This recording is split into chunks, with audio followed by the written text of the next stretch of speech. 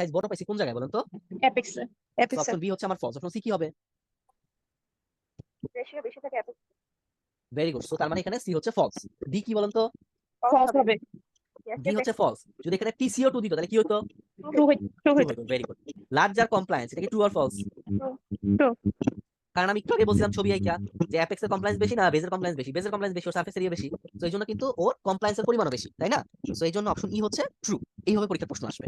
ওকে, এরপরে আসেন আমাদের পরীক্ষা একটা ডিভিশনের একটা বক্স, যে আমি এটাকে দুইভাবে ডিফাইন করতে পারি, যে what are the lung function test, অথবা আমাদের অবস্ট্রাকটিভ এয়ারওয়ে ডিজিজ এবং রেস্ট্রিকটিভ এয়ারওয়ে ডিজিজের পার্থক্য কি। মনে রাখবেন এই প্রথম তিনটা, ফার্স্টে তিনটা হচ্ছে আমাদের অবস্ট্রাকটিভ এয়ারওয়ে ডিজিজের জন্য, এই প্রথম তিনটা। আর লাস্টে যেটা দিছে আমাদের এখানে, এটা হচ্ছে আমাদের রেস্ট্রিকটিভ লাং ডিজিজের জন্য। সো এখান থেকে আমাদের কি কি পড়তে হবে মেইনলি, এটা যারা মেডিসিন ফ্যাকাল্টি আছেন বা যারা হচ্ছে মানে মেডিসিন সাবজেক্টগুলোতে পরীক্ষা দিবেন তাদের জন্য ইম্পর্টেন্ট। অন্য ফ্যাকাল্টিরা এটা চাইলে স্কিপ করতে পারেন, আপনাদের ফ্যাকাল্টি ক্লাসে আরো বলবে। বাট কয়েকটা ব্যাপার আমি মনে রাখি, রেস্ট্রিকটিভ বা অবস্ট্রাকটিভ যেই ডিজিজই বলুক না কেন, দুই ডিজিজেই মনে রাখবেন ভাইটাল ক্যাপাসিটি কমে, ঠিক আছে? কিন্তু রেস্ট্রিকটিভ লাং ডিজিজে মোর লেস, মানে রেস্ট্রিকটিভে বেশি কমে ভাইটাল ক্যাপাসিটি, ঠিক আছে? ভাইটাল ক্যাপাসিটি অ্যামাউন্ট কত, কত এমএল? না 4600 ml ভেরি গুড। মানে 4.6 লিটার আমি যদি বলি, ঠিক আছে, বা 4600 ml। এবং FeV1টাও একই রকম। দুইটা কথা মনে রাখবেন যে FeV1ও সবখানে কমতেছে, বাট FeV1 বেশি কমে হচ্ছে অবস্ট্রাকটিভ লাং ডিজিজে, মানে forced expiratory volume in first second, 1 second না কিন্তু ফার্স্ট সেকেন্ড। সো এটা আমার অবস্ট্রাকটিভ লাং ডিজিজের ক্ষেত্রে বেশি কমে, এটা মনে রাখবেন। আর বাকিগুলো আপনারা পারবেন ইনশাআল্লাহ, এখান থেকে কতটা প্রশ্ন হয় না। এটা একটা প্রিভিয়াস ইয়ারের কোশ্চেন, অবস্ট্রাকটিভ লাং ডিজিজে কোন কোনগুলো কমে, এটা পাঠ্যপুরা দেখলেই পারবেন। ভাইটাল ক্যাপাসিটি, FeV1 এবং হচ্ছে আমার রেশিওটা কমে। এরপর লাং ভলিউম আর ক্যাপাসিটি। লাং ভলিউম মনে রাখবেন যে টাইডাল ভলিউম কিন্তু মেলে বেশি হয়। মেলের ক্ষেত্রে আমরা 500 ml জানি, মেলের ক্ষেত্রে সাইন মেল বুঝাইছে। আর ফিমেলের ক্ষেত্রে কম হয় 350 ml। এটা কারণ কেউ ব্যাখ্যা করতে পারবেন? এনিওয়ান? থোরাসিক আমি শুনি না, একটু বলেন। যারা ফেসবুক লাইভে আছেন তারা বলতে পারেন চাইলে কমেন্টে। থোরাসিক কেস সহজভাবে বলে সার্ফেস এরিয়া, সহজভাবে যদি বলি যে আমাদের বডি সার্ফেস এরিয়া কিন্তু মেলের বেশি হয়, ফিমেলের কম হয়। So due to body surface area, ও তো ওর যে মানে যতটুকু নেওয়ার কথা ভিতরে এয়ার, তো কম নিবে, থোরাসিক কেজের সাইজও কম। তো এই জন্য ফিমেলে কম হয় এবং মেলে বেশি হয়। তার মানে 500 ml হয় মেলে এবং ফিমেলে 350। এরপর ইন্সপিরেটরি রিজাল্ট ভলিউম কিভাবে ক্যালকুলেশন করি এটা জানতে হবে আপনাদের। পরীক্ষায় মাঝে মাঝে দেয় যে টাইডাল ভলিউম প্লাস হচ্ছে ইন্সপিরেটরি রিজাল্ট ভলিউম, এই দুটাকে আমরা যদি এক করি তাহলে আমরা পাই হচ্ছে ক্যাপাসিটি। মনে রাখবেন ক্যাপাসিটি পরিমাপ করা হয় ভলিউম গুলোরে যোগ করে, এই কথাটা মনে রাখবেন যে capacity is calculated by joining the volumes. দুই বা ততোধিক ভলিউম যদি আমরা জয়েন করি তো সেক্ষেত্রে আমরা ক্যাপাসিটি গুলো পাই। এক্সপেক্টেড রেজাল্ট ভলিউম আপনাদের ডেফিনিশন পড়ার দরকার নেই, শুধু অ্যামাউন্টগুলো মনে রাখবেন কোনটার অ্যামাউন্ট কত। আর রেসিডুয়াল ভলিউমটা, এই কথাটা লাস্ট কথা মনে রাখবেন যে increase in obstructive lung disease due to air trapping.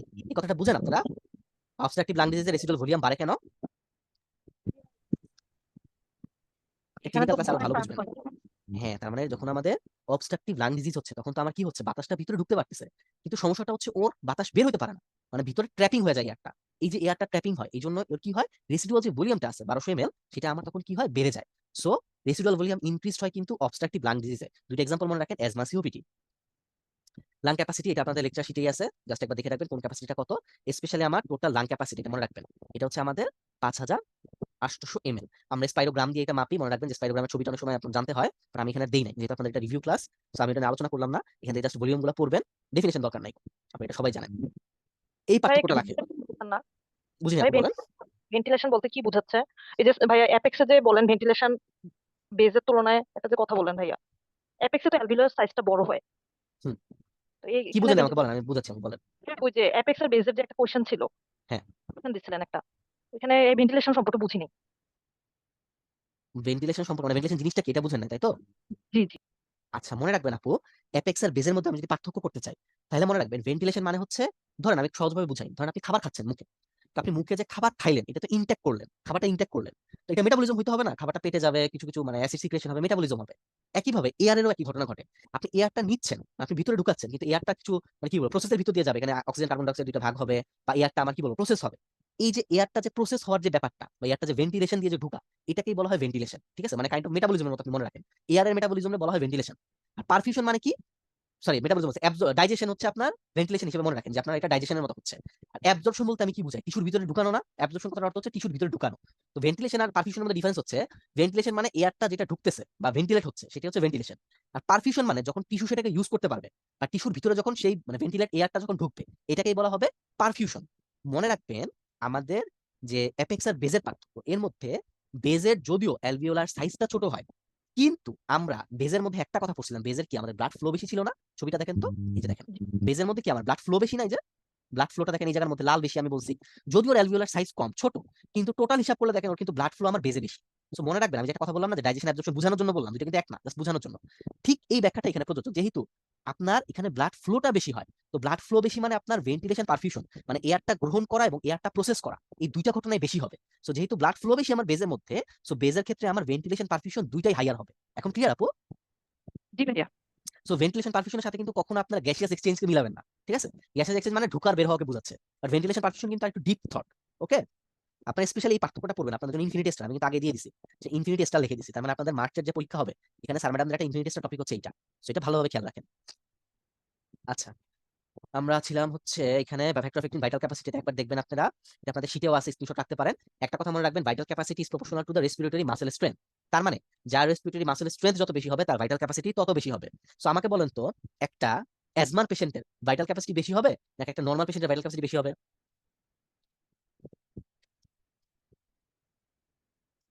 Asthma patient হবে ডিউ টু ডিউ টু ওই যে অবস্ট্রাকটিভ লাং ডিজিজ যেটা হচ্ছে এবারে কেউ বললো ভাইটাল ক্যাপাসিটি মেইন বেসিকটা বুঝতে হবে, আমি সহজভাবে বুঝাই। যারা ইয়াং পিপল থাকে, ধরেন আমি অ্যাডাল্ট ইয়াং পিপল, আমার কিন্তু ভাইটাল ক্যাপাসিটি বেশি, তার মানে ভাইটাল ক্যাপাসিটি অর্থ কি? আমি যে পরিমাণ এয়ারটা আমি ফোর্সফুলি এক্সপিরিয়েন্স করতে পারি, তাই না? এটাই তো ভাইটাল ক্যাপাসিটি। সো মেলের কথা চিন্তা করেন, ছেলেদের কি মাসল স্ট্রেংথ বেশি না ছেলেদের ক্ষেত্রে মেয়েদের তুলনায়? সো ছেলেদের ক্ষেত্রে ভাইটাল ক্যাপাসিটি কিন্তু মেয়েদের চাইতে বেশি। আবার আপনি যখন শুয়ে আছেন, যখন ঘুমাচ্ছেন আপনি, তখন কিন্তু আপনার একটা লাইন পজিশনে থাকেন, তো লাইন পজিশনে ভাইটাল ক্যাপাসিটি কম হয়, রেদার দেন আপনি যদি দাঁড়ায় থাকেন আপনার ভাইটাল ক্যাপাসিটি বেশি হবে। এবং সবচেয়ে মজার ব্যাপার হচ্ছে যারা ড্রাইভিং করে, মানে ড্রাইভিং বলতে আমি বোঝাচ্ছি যে সুইমিং যারা করে, ঠিক আছে, কিংবা যারা ডিপ স্কুবা ড্রাইভার, মানে যারা যে পানির নিচে যায়, অনেক সময় দেখেন না সমুদ্রের নিচে যায়, কোরাল টোরাল ধরে যে অনেক সময়, যে ন্যাশনাল জিওগ্রাফিতে বা ডিসকভারি চ্যানেলে দেখা যায় ভিডিওগুলো, ওদের ক্ষেত্রে আবার ভাইটাল ক্যাপাসিটিটা বেশি হয়। কেন? কারণ তারা রিপিটেটিভ প্র্যাকটিস করে এয়ারে, তো এই জন্য ওদের ক্ষেত্রে হচ্ছে বেশি হয়। সো একটা কথা মনে রাখবেন, আপনি আপনার রেসপিরেটরি মাসেলের স্ট্রেংথ যত বাড়াবেন আপনার ভাইটাল ক্যাপাসিটি তত বাড়বে। ওকে, এরপর আরেকটা ব্যাপার হচ্ছে অক্সিজেন হিমোগ্লোবিন কার্ভ, এটা আপনাদের ইনফিনিটি স্টার, আশা করি আপনাদের এটা ডিটেইলসে পড়ছেন যে ডিসোসিয়েশন কার্ভ বলতে আমরা কি বুঝি।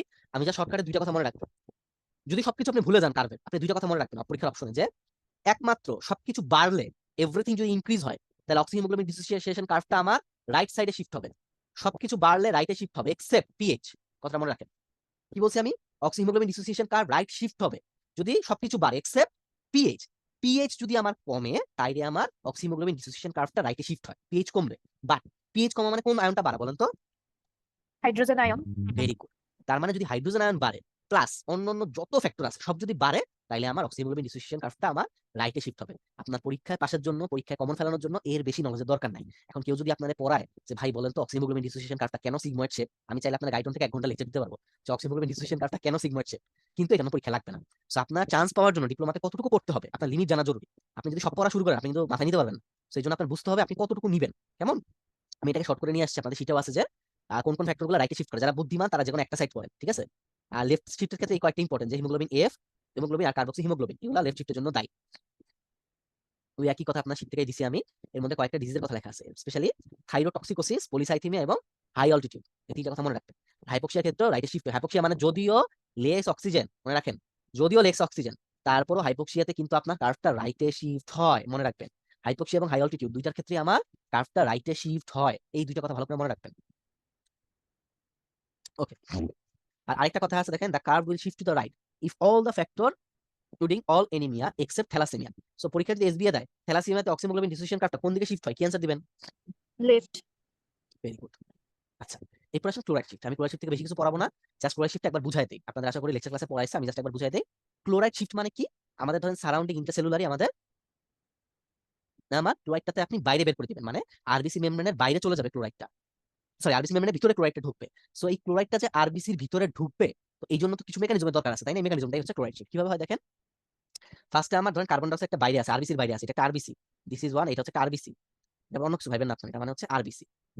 এই আরবিসি এখন দেখেন ক্লোরাইড শিফটে কি হচ্ছে, মূলত একটা কার্বন ডাই অক্সাইড আমার বাইরে থেকে আরবিসির ভিতরে ঢুকতেছে। তো আরবিসির ভিতরে ঢুকার পরে ও কারোর সাথে বন্ধুত্ব করতে চায়, সবাই তো বন্ধু খুঁজে, তাই না? সো কার্বন ডাই অক্সাইড বন্ধু হিসেবে পায় ওয়াটারকে বা পানিকে। তো কার্বন ডাই অক্সাইড আর পানি মিলে বন্ধুত্ব করে, তো বন্ধুত্বের মধ্যে এখানে ওদের একটা ইনফ্লুয়েন্সিং ফ্যাক্টর থাকে, বা একটা বলে না যে যে কি বলবো, অনুঘটক থাকে। সেই ঘটকের নাম হচ্ছে কার্বনিক এনহাইড্রেস এনজাইম, এটা হচ্ছে একটা ফ্যাক্টর হিসেবে কাজ করে। সো এটা একটা এনজাইম, কার্বনিক এনহাইড্রেস এনজাইম। এইটার প্রভাবে তখন কি করে, এই দুই বন্ধুত্ব মিলে প্রণয় হয়, প্রণয় হওয়ার পরে আমাদের H2CO3, এটার মানে কি, what is H2CO3? Carbonic carbonic acid. Acid carbonic acid তৈরি হয়। এই কার্বনিক অ্যাসিডটা আবার পরবর্তীতে কি হয়, ভাগ হয়ে যায়, ভাগ হয়ে কি হয়, বাইকার্বনেট তৈরি করে এবং হাইড্রোজেন আয়ন হয়। যে হাইড্রোজেন আয়নটা হয় ওই হাইড্রোজেন আয়নটা কি করে আবার এই আরবিসির ভিতরে যে হিমোগ্লোবিন আছে, ফ্রি সার্কুলেটিং যে হিমোগ্লোবিন, ও কি করে এই হিমোগ্লোবিনের সাথে একটা বাইন্ডিং করে, যার সাথে আমরা আবার বন্ধুত্ব করি। সো এই হাইড্রোজেন আর হিমোগ্লোবিনটা বাইন্ডিং করে হয়ে যায় হচ্ছে মলিকুল। হচ্ছে আমার কার্বনেট যেটা থাকে মানে HCO3 যেটা থাকে, সেটা কি হয়, ইন এক্সচেঞ্জ অফ ক্লোরাইড এই বাইকার্বনেটটা বাইরে চলে যায় এবং ক্লোরাইডটা ভিতরে আসে। সো দেখেন মুদ্রা কথা কি, মুদ্রা কথা আমি এত কিছু বললাম, এখন মুদ্রা কথা দেখেন। মানে হচ্ছে in case of chloride shift, influx আর রিফ্লাক্স কত তো আপনি আশা করি বুঝেন। ইনফ্লাক্স মানে হচ্ছে ভিতরে ঢোকা, আর রিফ্লাক্স মানে হচ্ছে বাইরে যাওয়া, তাই না? এটা আমরা সবাই জানি। সো আমার ক্লোরাইড শিফটের ক্ষেত্রে ইনফ্লাক্স হয় ক্লোরাইড, এই ব্যাপারে কারো কনফিউশন আছে? ভিতরে ঢুকে হচ্ছে chloride, in exchange of bicarbonate, বাইকার্বনেটটা বাইরে চলে যায়। তো বাইকার্বনেটের এখানে কি হবে? ইফ্লাক্স। ইফ্লাক্স। কার্বন ডাই অক্সাইডের কথা যদি ধরি, কার্বন ডাই অক্সাইডের আমার কি হয় এখানে? ইনফ্লাক্স। এটা আমি একটা ছবি দিছি, দাঁড়ান, এই যে এটা দেখেন, even during the chloride shift. আরেকটা কথা মনে রাখবেন, ক্লোরাইড শিফট হয় টিস্যু লেভেলে, এই কথাটা মনে রাখেন এসবি এর জন্য। ক্লোরাইড শিফট হয় আমার টিস্যু লেভেলে, আর রিভার্স ক্লোরাইড শিফট কোথায় হয়? লাংসে, এটা মনে রাখবেন, ঠিক আছে? রিভার্স ক্লোরাইড শিফট হয় হচ্ছে আমার লাংসে, এটা জাস্ট মনে রাখেন। সো ক্লোরাইড শিফটের ক্ষেত্রে কি কি হয়? ইনফ্লাক্স অফ ক্লোরাইড হয়, ইনফ্লাক্স অফ বাইকার্বনেট হয়, এবং এইখানে কি হয়, আমার হেমাটোক্রিটের পরিমাণ বাড়ে। যেহেতু এখানে ওই যে হাইড্রোজেন আয়নটা বাইন্ড করতেছে হিমোগ্লোবিনের সাথে, তো এই জন্য কি হয়, আমার ক্লোরাইডের পিসিবির পরিমাণ বা হেমাটোক্রিটের পরিমাণ বাড়ে। এবং মনে রাখেন, যেহেতু আমি বলতেছি যে এখানে সার্কুলেটিং যে আমার বাইকার্বনেট ছিল, এই বাইকার্বনেটটা বাইরে চলে যাচ্ছে। তো কোন একটা জায়গায় যদি বাইকার্বনেট বাইরে চলে যায়, তাহলে পিএইচ কি বাড়বে না কমবে বলেন তো? কমবে। পিএইচ এর কি হবে? কম হবে। পিএইচ কমবে, তার মানে অ্যাসিডিক কন্ডিশন তৈরি হবে, পিএইচটা সাথে নিচে কমে যাবে, তাই না? বাইকার্বনেট বাইরে যদি চলে যায়, তার মানে এখানে আমার অ্যাসিডের পরিমাণ বাড়বে। সো এটাই বলছে যে ডিক্রিজ পিএইচ, অথবা এটাকে আমরা বলতে পারি যে ইনক্রিজ অ্যাসিডিক এনভায়রনমেন্ট, তাই না? দুইভাবে বলা যায়। সেটা আপনার দাগায় রাখেন। এই 4টা বা 5টা ঘটনা হবে আমার ক্লোরাইড শিফটের টিস্যু লেভেলে। আর রিভার্স ক্লোরাইড শিফট আর কিছুই না, এটা উল্টা ঘটনা হবে। আপনাদের একটু ডিটেইলসে পড়ার দরকার নাই, জাস্ট মনে রাখবেন রিভার্স ক্লোরাইড শিফট হয় হচ্ছে আমার লাংসে, এবং এখানে কি কি ঘটনা হয়? ইনফ্লাক্স অফ ক্লোরাইড হয় from the RBC, influx of bicarbonate, মানে উল্টা ঘটনাটা হবে, এবং পিএইচটা কি হবে এখানে? বেড়ে যাবে। পরীক্ষার হলে এইটা থেকে যে কত হাজারবার প্রশ্ন আসছে, এবং মুদ্রা কথা হচ্ছে এইটাই। আপনারা যদি পুরো প্রসেস করতে যান, দেখবেন যে আপনাদের আধা ঘন্টা সময় নষ্ট হবে। বাট আপনারা যদি ডাইজেস্ট এই সাইটটা মুখস্থ করতে পারেন বা দেখতে পারেন, তাহলে মনে রাখবেন যে আপনাদের অনেক সহজ হয়ে যাবে ব্যাপারটা, ঠিক আছে? হেমাটোক্রিটটা হচ্ছে বাড়ে, আমার মনে রাখবেন যে ক্লোরাইড শিফটে। কেন বাড়ে? কারণ এখানে যে আমাদের যে রেস্ট ইন্ডিসিস যেগুলো ছিল, এগুলোর পরিমাণ বেড়ে যায়। এতটুকু কথা মনে রাখবেন। ওকে, এখন ক্লোরাইড শিফটের কি ইম্পর্টেন্স, এটা কেন দরকার? এটা আমাদের কার্বন ডাইঅক্সাইড ট্রান্সপোর্টে হেল্প করে, এটা আমাদের আয়নিক ব্যালেন্স মেইনটেইন করে, এবং এটা পিএইচ মেইনটেইন করে। ওকে, এরপর আসেন রেসপিরেটরি সেন্টার। আচ্ছা, আমি কি ক্লাস খুব স্লো যাচ্ছি? আপনারা বলেন তো একটু, আমি কি টান দিব জোরে নাকি বেশি স্লো যাচ্ছি? ভাইয়া টান দেন জোরে। আচ্ছা ঠিক আছে, আমি একটু টান দেই, কারণ আমাদের অলরেডি অনেক সময় হয়ে গেছে। আচ্ছা, রেসপিরেটরি সেন্টার থেকে আমাদের যা যা জানতে হবে, 4টা রেসপিরেটরি সেন্টার থাকে, এই 4টার নামগুলো আমরা পড়বো এবং প্রত্যেকটা ফাংশন পড়বো, ঠিক আছে? এর মধ্যে স্পেশালি আমরা পড়বো হচ্ছে নিউমোটক্সিক সেন্টারটা। কেন পড়বো? কারণ এটা আবার পার্ট অফ দ্য পন্সে থাকে, এবং একমাত্র জিনিস যে কি করে, both rate and pattern of breathing কে কন্ট্রোল করতে পারে। এই লাইনটা নিচে দাগ দেন, বোথ রেট এন্ড প্যাটার্নকে কন্ট্রোল করে, এবং এটা একটা ইন্সপিরেশনকে লিমিট করতে একটা সিগন্যাল পাঠাতে পারে। এই কথাটা মনে রাখবেন, ওকে? এটা পরীক্ষায় প্রায় দেয়, এবং নিউক্লিয়াসের নামটা যদি পারেন একবার করে দেখবেন আপনারা, ঠিক আছে? নেম অফ দ্য নিউক্লিয়াস, ভাইয়া হেরিংব্রোয়ার রেট অফ রিফ্লেক্স। রেসপিরেশন এই যে কন্ট্রোল করতেছে, এখানে কি ভাই শুধু নিউমোটিক্সিক সেন্টারটাই আনসার হবে নাকি মানে অপশনে তো আরো থাকে, নিউক্লিয়াস অফ ট্র্যাক্টাস সলিটারিস, ভেগাস নার্ভ, এগুলোও থাকে নাকি এগুলো সহ ট্রু হবে? না, ভেগাস নার্ভ ট্রু কেন হবে আপু? ভেগাস নার্ভ তো ট্রু না, ভেগাস নার্ভ তো হচ্ছে কমাচ্ছে। ভেগাস নার্ভ ট্রু না। যদি একটা অপশন দেয় যে কি আপনার মানে one only ability to send inhibitory limit to stop the inspiration, তখন অ্যান্সার হবে নিউমোটেক্সিক সেন্টার। আর এমন যদি এমসিকিউ টাইপের দেয়, তখন আপনি ভেগাস ট্রু লাগাতে পারবেন যে লিমিট করে, ঠিক আছে? বাট এসবিএ হলে অ্যান্সার হবে নিউমোটেক্সিক সেন্টার, এটা একমাত্র ক্ষমতা আছে। আচ্ছা, হেরিংব্রোয়ার রিফ্লেক্স, এটা জাস্ট আমরা পড়বো যে এটা পড়বেন যে একটা হচ্ছে ফ্লেশন রিফ্লেক্স, একটা হচ্ছে ডিফ্লেশন। এটা অতটা ইম্পর্টেন্ট না, জাস্ট আমরা যে ইন্সপিরেটরি র্যাম সিগন্যাল যেটা, এটা হচ্ছে সুইচ অফ করতে পারে। হেরিংব্রোয়ার ইনফ্লেশন রিফ্লেক্সটা সুইচ অফ করতে পারে, এই লাইনটা দাগায় রাখবেন। আচ্ছা, স্পন্টাইন ড্যামেজ হলে কি হয়, আপনার অ্যাপনিস্টিক ব্রেথিং হতে পারে, এটা জানবেন। আর প্যারাডক্সিক্যাল ব্রেথিং হয় হচ্ছে আপনার ডায়াফ্রামেটিক প্যারালাইসিস। আমি যেটা একটু আগে বলছিলাম যে ফল ফ্রম হাইট যদি হয়, কেউ যদি উপর থেকে পড়ে যায়, তো সেক্ষেত্রে তার ডায়াফ্রামেটিক প্যারালাইসিস বা ডায়াফ্রামেটিক হার্নিয়া হয়, তখন তার যে ব্রেথিং এর প্যাটার্নটা হবে সেটাকে বলা হয় প্যারাডক্সিক্যাল ব্রেথিং। পিরিয়ডিক ব্রেথিং আবার দুই ধরনের, চেইন স্ট্রোক ব্রেথিং আর এটা জাস্ট আপনারা পড়বেন একবার করে, অতটা ইম্পর্টেন্ট না, ওয়ান স্টার দিয়ে দেখবেন। কজগুলো পড়বেন, চেইন স্ট্রোক ব্রেথিং এর কজগুলো, স্পেশালি প্যাথোলজিক্যাল কজগুলো, যে কোন কোন প্যাথোলজিক্যাল কন্ডিশনে আমার চেইন স্ট্রোক ব্রেথিং হতে পারে। ওকে, স্টিমুলাই, এটা একটা দিয়ে পড়বেন যে আমার কোন কোন কেমিক্যাল স্টিমুলাই, 3টা নাম স্পেশালি, কিন্তু এই যে হাইড্রোজেন আয়নটা সবাই ভুল করেন আপনারা। বাট মনে রাখবেন যে হাই হাইড্রোজেন আয়ন কিন্তু আমার একটা কেমিক্যাল কন্ট্রোলার হিসেবে কাজ করে ভায়া ক্যারোটিড এন্ড আয়োটিক বডি দিয়ে, নট আর্চ। এফেক্টটা পড়বেন, যে এফেক্ট কি কি হয় আমার পরীক্ষা আসে না, যদিও মেডিসিন ফ্যাকাল্টি যারা তারা ভালো করে পড়বেন, সার্জারিতে লাগবে না, এটা সার্জারি বা পিডি ফ্যাকাল্টি এটা দরকার নেই। এটা একটা ডাইজেস্টের মতো, যে আমাদের ডিউরিং এক্সারসাইজ আমাদের সবকিছু বাড়ে রেসপিরেটরির ক্ষেত্রে, কিন্তু 3টা জিনিস নরমাল থাকে, নট ডিক্রিজ, বাট নরমাল বলছি আমি, ডিক্রিজ না, কিন্তু নরমাল থাকে। যে আমার পাশের প্রেশার অফ কার্বন ডাইঅক্সাইড, পাশের প্রেশার অফ অক্সিজেন, এবং আমার আর্টেরিয়াল যে পিএইচ, এই 3টা জিনিস কি হয় আমার নরমাল থাকে। আচ্ছা, এরপর পালস অক্সিমেট্রি, এটা আমরা সবাই পরিচিত, আমরা করোনার সময় সবার বাসাতেই ছিল। এটাতে আমরা কি কি দেখতে পারি? অক্সিজেন স্যাচুরেশন দেখতে পারি, পালস রেট দেখতে পারি, এবং কিছু কিছু পালস অক্সিমিটার দিয়ে আমরা রিদম এবং পালসের ভলিউমটা মেইনটেইন করা যায়। এটা সবগুলোতে যাওয়া যায় না, আমরা জাম্পার দিয়ে যেটা দেখতাম ওটা দেখা যায় না, ঠিক আছে? এবং কিছু অক্সিজেশন কিসের উপর ডিপেন্ড করে? মেইনলি কার্ডিয়াক আউটপুট, ওটা হিমোগ্লোবিন কনসেন্ট্রেশন এবং অক্সিজেন স্যাচুরেশনের উপর ডিপেন্ড করে। 3টা লাইন পড়বেন। এরপর এটা হচ্ছে হাইপোক্সিয়ার কজ আর হচ্ছে আপনার টাইপগুলা, এটা সব ফ্যাকাল্টির জন্যই লাগে, সার্জারি, মেডিসিন, পেডি যেটাই দেন এটা আপনাদের লাগে। সো এখানে স্পেশালি আপনারা এনিমিক হাইপোক্সিয়াটা ভালো করে পড়বেন, কজটা এটা পরীক্ষা হলে সারা দেয় এনিমিকের। যে হিমোগ্লোবিন কম কমে গেলে কার্বন ডাইঅক্সাইড পয়জনিং হলে বা আমার হিমোগ্লোবিন অল্টার্ড হলে। এসবি এর জন্য ইম্পর্টেন্ট এই লাইনটা দেখান যে কোন টাইপ অফ হাইপোক্সিয়াতে আমাদের 100% এফেক্টিভ হবে অক্সিজেন থেরাপি, কোনটাতে বলেন তো? হাইপক্সিক। সেটাতে আপনি 100% অক্সিজেন থেরাপি দিবেন। আচ্ছা দেখি তো আপনাদের একটা এসবিএ কোশ্চেন করি। একটা বাচ্চার জন্মগ্রহণের 5 মিনিটের মধ্যে আপনি যদি সেই বাচ্চাকে 100% অক্সিজেন দেন, 100% অক্সিজেন দিয়ে যদি তাকে রিসাসিটেট করেন, তবে সেই বাচ্চার একটা সমস্যা হইতে পারে, একটা প্রবলেম হইতে পারে। সেই প্রবলেমটার নাম কি? 100% অক্সিজেন থেরাপি পাইলে retinopathy of premature. Very good, very good. যে কোশ্চেনটা অ্যান্সার দিচ্ছেন বা যারা দিচ্ছেন তারা অনেক ভালো ক্লিনিক্যাল নলেজ রাখেন। Very good. মনে রাখবেন রেটিনোপ্যাথি অফ প্রিম্যাচুরিটি হতে পারে। একটা বেবি জন্মগ্রহণ করার পরপরই 5 মিনিটের মধ্যে যদি আপনি 100% অক্সিজেন থেরাপি দেন, এটার জন্য প্রিভেন্ট করতে বলা হয়। যারা গাইনিতে কাজ করবেন তারা মনে রাখবেন বাচ্চা হওয়ার পর 5 মিনিটের মধ্যে র‍্যাপিং করে রিসাসিটেট করবেন আগে। আগেই নল ঢুকে অক্সিজেন দেওয়া শুরু করবেন না। ঠিক আছে? আবগারিস করতে করতে দেখবেন 1 মিনিট গোল্ডেন টাইম বলা হয় বাচ্চা বের হওয়ার পরে। সেই জিনিসগুলো মেইনটেইন করবেন। আপনাদের ফ্যাকাল্টিতে পড়াবে আরো। অক্সিজেন টক্সিসিটি বলতে কি বোঝায়? 100% অক্সিজেন থেরাপি মাঝে মাঝে টক্সিক হিসেবে হয়। সবচেয়ে মজার ব্যাপার কি জানেন? করোনার সময় ছিল না? তো তখন করোনার পিরিয়ডে আমি সিসিউতে কাজ করতাম আরকি তখন। তো করোনার সময় দেখতাম কিছু ইন্ডাস্ট্রিয়াল যে অক্সিজেন, এই ইন্ডাস্ট্রিয়াল অক্সিজেনটা অসাধু ব্যবসায়ীরা মানুষের বাসা বাড়িতে সাপ্লাই দিচ্ছে। বিশ্বাস করবেন? ওগুলো 100% অক্সিজেন। ওগুলো কিন্তু টক্সিক। এন্ড আল্লাহ মানুষের হাইয়াত দেয়, হাইয়াত বাড়ানো বা কমানোর মালিক। অনেক আপনারা কমপ্লেইন পাইছেন না এরকম যে মানে করোনার পেশেন্ট অক্সিজেন পাওয়ার পরে আরো ডিটোরিয়েট করছে পেশেন্ট গুলা বাসাতে অক্সিজেন দেওয়ার পরে। কারণ হচ্ছে ওই অক্সিজেন গুলো ছিল ইন্ডাস্ট্রিয়াল অক্সিজেন। ইন্ডাস্ট্রিয়াল অক্সিজেনের কনসেন্ট্রেশন থাকে 100%। সো এই অক্সিজেন গুলো যখন পাইছে তখন মানুষগুলো কিন্তু আরো খারাপ হয়েছে। এই জন্য কখনোই 100% অক্সিজেন দেওয়া যায় না মানুষকে। কত পার্সেন্টেজ দিতে পারেন আপনি? 60 to 90 পর্যন্ত দেওয়া যায়। ওকে। অ্যাক্লিমাটাইজেশনের ক্ষেত্রে কি হয়? চেঞ্জ গুলো মনে রাখবেন। অ্যাক্লিমাটাইজেশন মানে কি? আপনার বডির যে রেসপন্স গুলা, আপনি যদি লং টাইম একটা উপরে বসবাস করেন, ঠিক আছে? সেটাকে বলা হয় অ্যাক্লিমাটাইজেশন। মানে আপনার বডি যে রেসপন্স করবে একটা লং টাইম উপরে থাকার জন্য, যেমন পাহাড়িদের ক্ষেত্রে যে চেঞ্জ গুলো হয় অ্যাক্লিমাটাইজেশনে, এটাই হচ্ছে চেঞ্জ গুলো। জাস্ট নামগুলো বলবেন। অ্যাক্লিমাটাইজেশনে মনে রাখবেন যে সবগুলা ইনক্রিজ করে এক্সেপ্ট কিছু কিছু জিনিস কমে অ্যাক্লিমাটাইজেশনে, যেমন বাসার প্রেসার অফ অক্সিজেন কমে, কার্বন ডাইঅক্সাইড কমে এবং হাইড্রোজেন আয়নটা কমে। ওকে। হাইপারক্যাপনিয়া, হাইপারক্যাপনিয়া থেকে কয়েকটা জিনিস জানতে হবে। হাইপারক্যাপনিয়া মানে হচ্ছে আমার বেশি পরিমাণে আমার কার্বন ডাইঅক্সাইডটা রিটেনশন হচ্ছে, মানে শ্বাস বের করতেছে না। তো শ্বাস বের না করলে কি হবে? কার্বন ডাইঅক্সাইডটা আমাদের বডিতে অ্যাকুমুলেট হতে থাকবে। তো যখন বেশি পরিমাণে কার্বন ডাইঅক্সাইড অ্যাকুমুলেট হবে তখন সেটাকে বলবে আমরা হাইপারক্যাপনিয়া। হাইপারক্যাপনিয়ার কারণ কি কি বা ফিচার আমি যদি বলি, কারো যদি আপনার দেখবেন যে যদি হাত পা একদম বেশি গরম হয়ে গেছে বা অ্যাসিডিক ইউরিন পাস করতেছে, ঠিক আছে? অথবা কারো ফ্ল্যাপিং ট্রেমর পাচ্ছেন। আচ্ছা বলেন তো ফ্ল্যাপিং ট্রেমর আরেক ধরনের আমরা ফেইলিওরে পাই। কোন ফেইলিওরে পাই বলেন তো? Respiratory failure. লিভার সিরোসিসে কি টাইপের ফ্ল্যাপিং পাওয়া যায়? লিভার সিরোসিসের পেশেন্টদের ক্ষেত্রে বা হাইপারসেলুলার কার্সিনোমার ক্ষেত্রে কোন ট্রেমর পাবেন? পড়তে হবে আপু, এসবিআই পড়তে হবে। Flapping tremor. হ্যাঁ পড়তে হবে এগুলো, ঠিক আছে? সো হাইপার ক্যাপনিয়াতেও কিন্তু আমরা ফ্ল্যাপিং ট্রেমর পাই, এটা মনে রাখবেন। এই ফিচারগুলো স্ক্রিনশট নিয়ে রাখেন, এটা শিটে নাই। এই হাইপোক্যাপনিয়াটাও স্ক্রিনশট নেন, এগুলো শিটে নাই।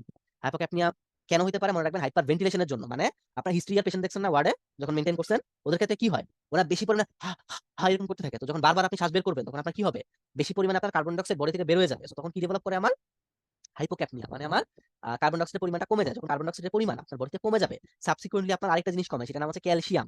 সো আপনার সার্কুলেটিং ক্যালসিয়ামের পরিমাণ কমে যায়। সো যখন সার্কুলেটিং ক্যালসিয়াম কমে যায় তখন আমাদের টিটিনি ডেভেলপ করে। দেখবেন যে পেশেন্টগুলো এরকম বেশি ভেন্টিলেশন করতেছে, হাইপার ভেন্টিলেশন করতেছে, তাদের হাইপোক্যাপনিয়ার কারণে এরকম হাত পা বলা যেরকম কি বলবো মানে চিপায় আসতেছে বা একদম ধরে আসতেছে। সো এটা হচ্ছে একটা ফিচার অফ টিটেনি। এই সাইনগুলো পড়েন। ওদের ক্ষেত্রে আমরা একটা সাইন পজিটিভ পাই, সেটা নাম হচ্ছে পজিটিভ ভস্টেক সাইন। এটা দাগায় রাখেন এসবি এর জন্য। ওকে। রেসপিরেটরি ফেইলিওর আপনাদের এটা ইয়ার ক্লাসে পড়াবে ভালো করে। ক্লিনিক্যালি আমি জাস্ট এখানে দেখাইছি। কজগুলো পড়বেন। টাইপ 1 রেসপিরেটরি ফেইলিওরের কজ এবং টাইপ 2 রেসপিরেটরি ফেইলিওরের কজ। এখানে একটা টোটকা আছে, মনে রাখবেন। যত ধরনের মানে মাসল বা স্কেলেটাল রিলেটেড সমস্যা হয় সবগুলা মেইনলি টাইপ 2 রেসপিরেটরি ফেইলিওরের জন্য। যেমন কি? যেমন ধরেন কারো কাইফোস কোলোরিসিস হয়ে গেছে, মানে যে কুজো হয়ে যায় যেটা। অথবা কারো স্লিপ অ্যাপনিয়া, মানে হচ্ছে মাসেলের রেসপিরেটরি মাসেলের সমস্যা হচ্ছে। অথবা অ্যানকাইলোজিং স্পন্ডিলাইসিস, তার মানে কি? এটা কোমরের হাড়ের সমস্যা। মাসেল বা হাড়ের সমস্যা হলে মেইনলি হয় হচ্ছে আমার টাইপ 2 রেসপিরেটরি ফেইলিওর। এটা মনে রাখবেন একটু। আমাদের রেসপিরেটরি থেকে আর কিচ্ছু পড়তে হবে না ইনশাআল্লাহ, এগুলো থেকে কমন পাবেন। আর জেনারেল ফিজিওলজি, আপনাদের কি জেনারেল ফিজিওলজি পড়াইছিল রেগুলার ক্লাসে? হয়েছিল। আচ্ছা। জেনারেল ফিজিওলজি থেকে কিন্তু রিসেন্ট টাইমে খুব কম প্রশ্ন আসছে, কোশ্চেন আসেই নাই। সো আমাদের কয়েকটা জাস্ট পার্থক্য পড়তে হবে, ইম্পর্টেন্ট পার্থক্য। আমি এগুলো দিয়ে দিছি কি কি পড়তে হবে। এটার স্ক্রিনশট নেন। এই কয়েকটা ডিফারেন্স পড়তেই হবে। সবকিছু যদি না পড়েন তারপর এটা পড়বেন, কারণ 1 মার্ক এখান থেকে আসে। কেমন? আচ্ছা। এই জিনিসগুলো একটু পড়বেন, স্ক্রিনশট নেন। ঠিক আছে? স্পেশালি যেগুলো আমি স্টার দিছি ওগুলো ভালো করে পড়বেন, স্টারের জিনিসগুলো। আচ্ছা, এখন মেমব্রেন ট্রান্সপোর্ট থেকে আমরা কি জানবো? এটা আমরা মোটামুটি ছোটবেলায় পড়া দুই ধরনের আমরা জানি, যে প্যাসিভ আর অ্যাক্টিভ। প্যাসিভ মানে হচ্ছে আমাদের যেটা আমাদের সাবস্টেন্স গুলো অ্যালোং দ্য কনসেন্ট্রেশন গ্রেডিয়েন্ট যায়, অর্থাৎ হচ্ছে বেশি থেকে কমের দিকে নামে যেতে হয়, একটু লোয়ারে যায়, সেটা হচ্ছে প্যাসিভ। ভাইয়া সাউন্ড শোনা যাচ্ছে না। সরি, এখন শোনা যাচ্ছে? জি। আচ্ছা ঠিক আছে। আর অ্যাক্টিভ ট্রান্সপোর্ট মানে কি? আপনার কনসেন্ট্রেশন গ্রেডিয়েন্টের এগেইনস্টে যেটা করেন। অ্যাক্টিভ আবার দুই ধরনের, একটা প্রাইমারি অ্যাক্টিভ ট্রান্সপোর্ট, একটা secondary active transport. Primary active ট্রান্সপোর্টে কি হয়? ও অ্যাটিপিটাকে ব্যবহার করে নিজে নিজে এনার্জি তৈরি করতে পারে, এটা হচ্ছে প্রাইমারি। আর সেকেন্ডারি অ্যাক্টিভ ট্রান্সপোর্ট কি? ও প্রাইমারি থেকে পাবে এনার্জিটা, প্রাইমারি থেকে পাবে। এটা গেল এটা ক্লাসিফিকেশন। আর প্যাসিভ ট্রান্সপোর্ট যেটা, ওটা আবার দুই ধরনের হয়। একটা হচ্ছে সিম্পল ডিফিউশন, আর একটা হচ্ছে ফ্যাসিলিটেড ডিফিউশন এবং অসমোসিস। ঠিক আছে?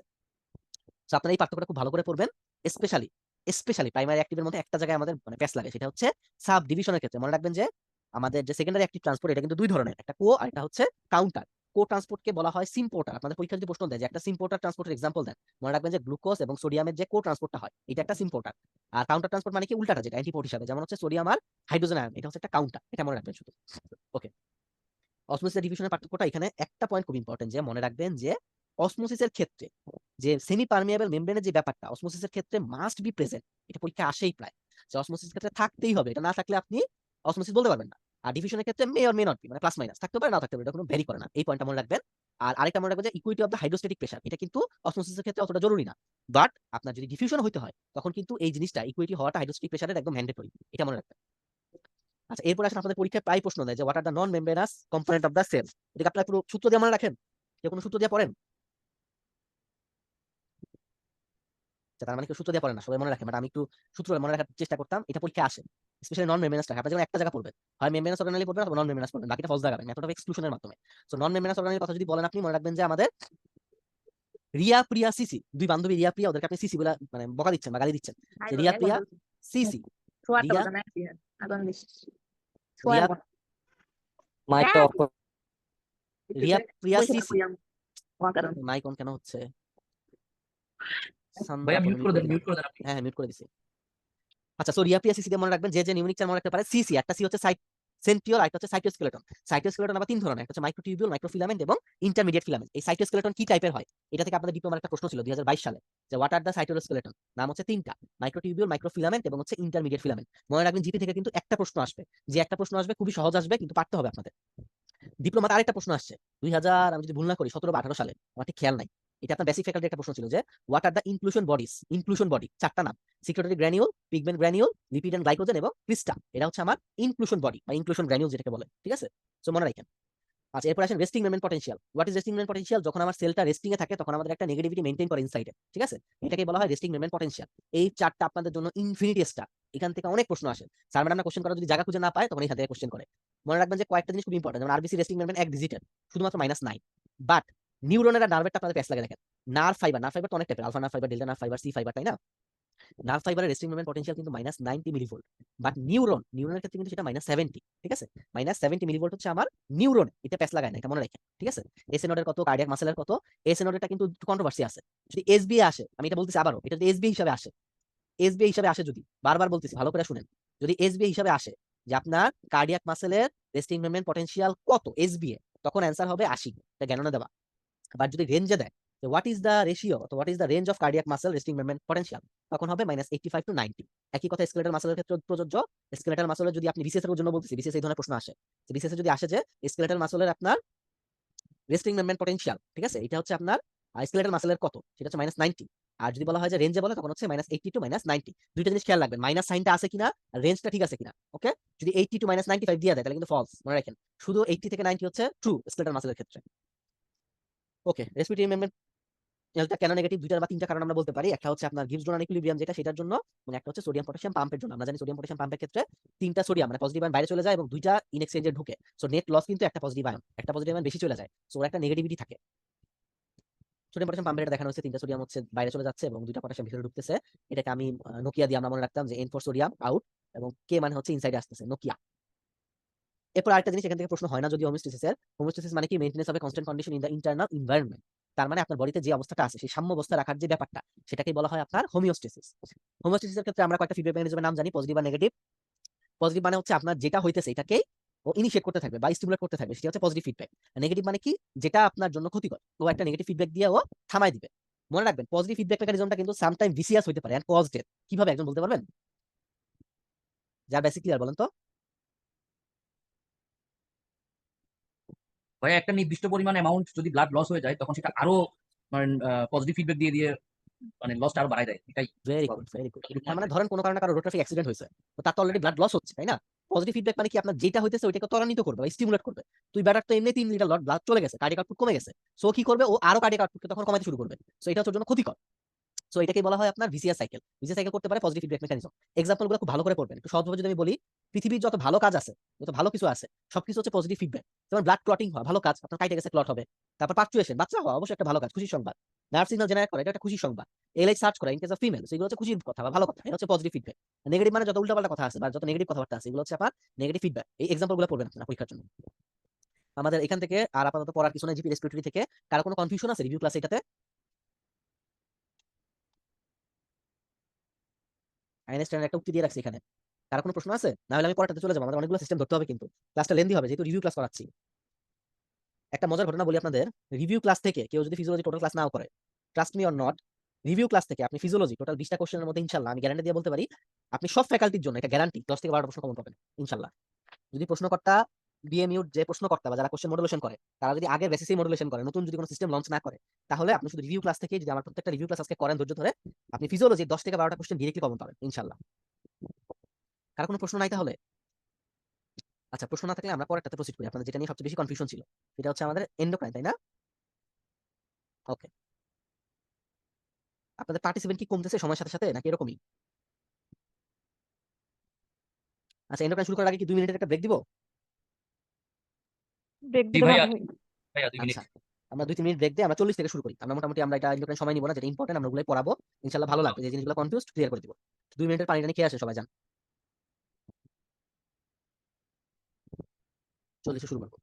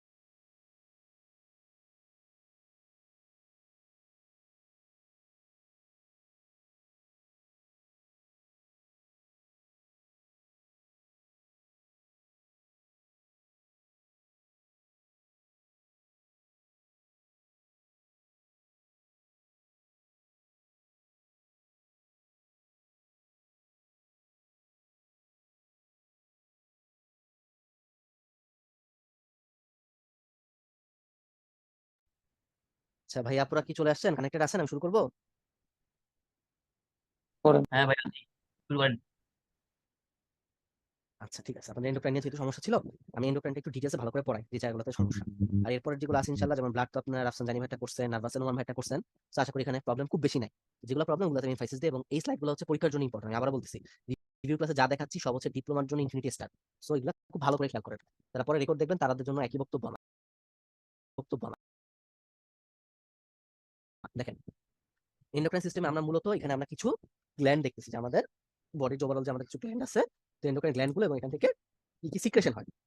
সো আমার এখানে একটা টোটাল ছবি দেওয়া আছে যে আমার বডির মাথা থেকে পা পর্যন্ত কোন কোন গ্ল্যান্ড আছে এবং কোন কোন গ্ল্যান্ডগুলো কি কি হরমোন সিক্রেট করে। এখন অনেকে কোশ্চেন করতে পারেন যে ভাই আমি তো কখনো স্টোমাকের গ্ল্যান্ড হিসেবে চিনি না, স্টোমাকে আপনি কেন দিচ্ছেন, তাই না? এটা প্রশ্ন আসতে পারে। বা এখানে যে ধরেন যে থাইমাসের কথা আছে, পিনিয়াল বডির কথা আছে, এগুলোতে আমরা আসলে অর্গান হিসেবে জানি। তো এটা কেন এবং কোন কোন জিনিসগুলো টেম্পোরারি এন্ডোক্রাইন গ্ল্যান্ড হিসেবে কাজ করে, আমি এটা দেখাবো স্লাইড। দেখেন, আমরা যদি বলি যে প্রিন্সিপাল এন্ডোক্রাইন গ্ল্যান্ড কি কি, তাহলে আমাদের 7টা নাম চলে আসে: hypothalamus, pituitary, thyroid, parathyroid, islets of Langerhans of pancreas, এবং অ্যাড্রেনাল আর গোনাড। এগুলো হচ্ছে আমাদের প্রিন্সিপাল। আর এসবি এর জন্য আমি একদম আজকে পরীক্ষার জন্য বলে দেই, এসবি এর জন্য একটা লাইন দেখান যে what is the master endocrine gland. আমাদের বডির মাস্টার এন্ডোক্রাইন গ্ল্যান্ড বলা হয় পিটুইটারি গ্ল্যান্ডকে। সেটা আইদার অ্যান্টিরিয়র পিটুইটারি হতে পারে অথবা পোস্টেরিয়র পিটুইটারি হতে পারে। সো পিটুইটারি গ্ল্যান্ডকে বলা হয় আমাদের বডির মাস্টার এন্ডোক্রাইন গ্ল্যান্ড। কেন মাস্টার এন্ডোক্রাইন গ্ল্যান্ড বলা হয়?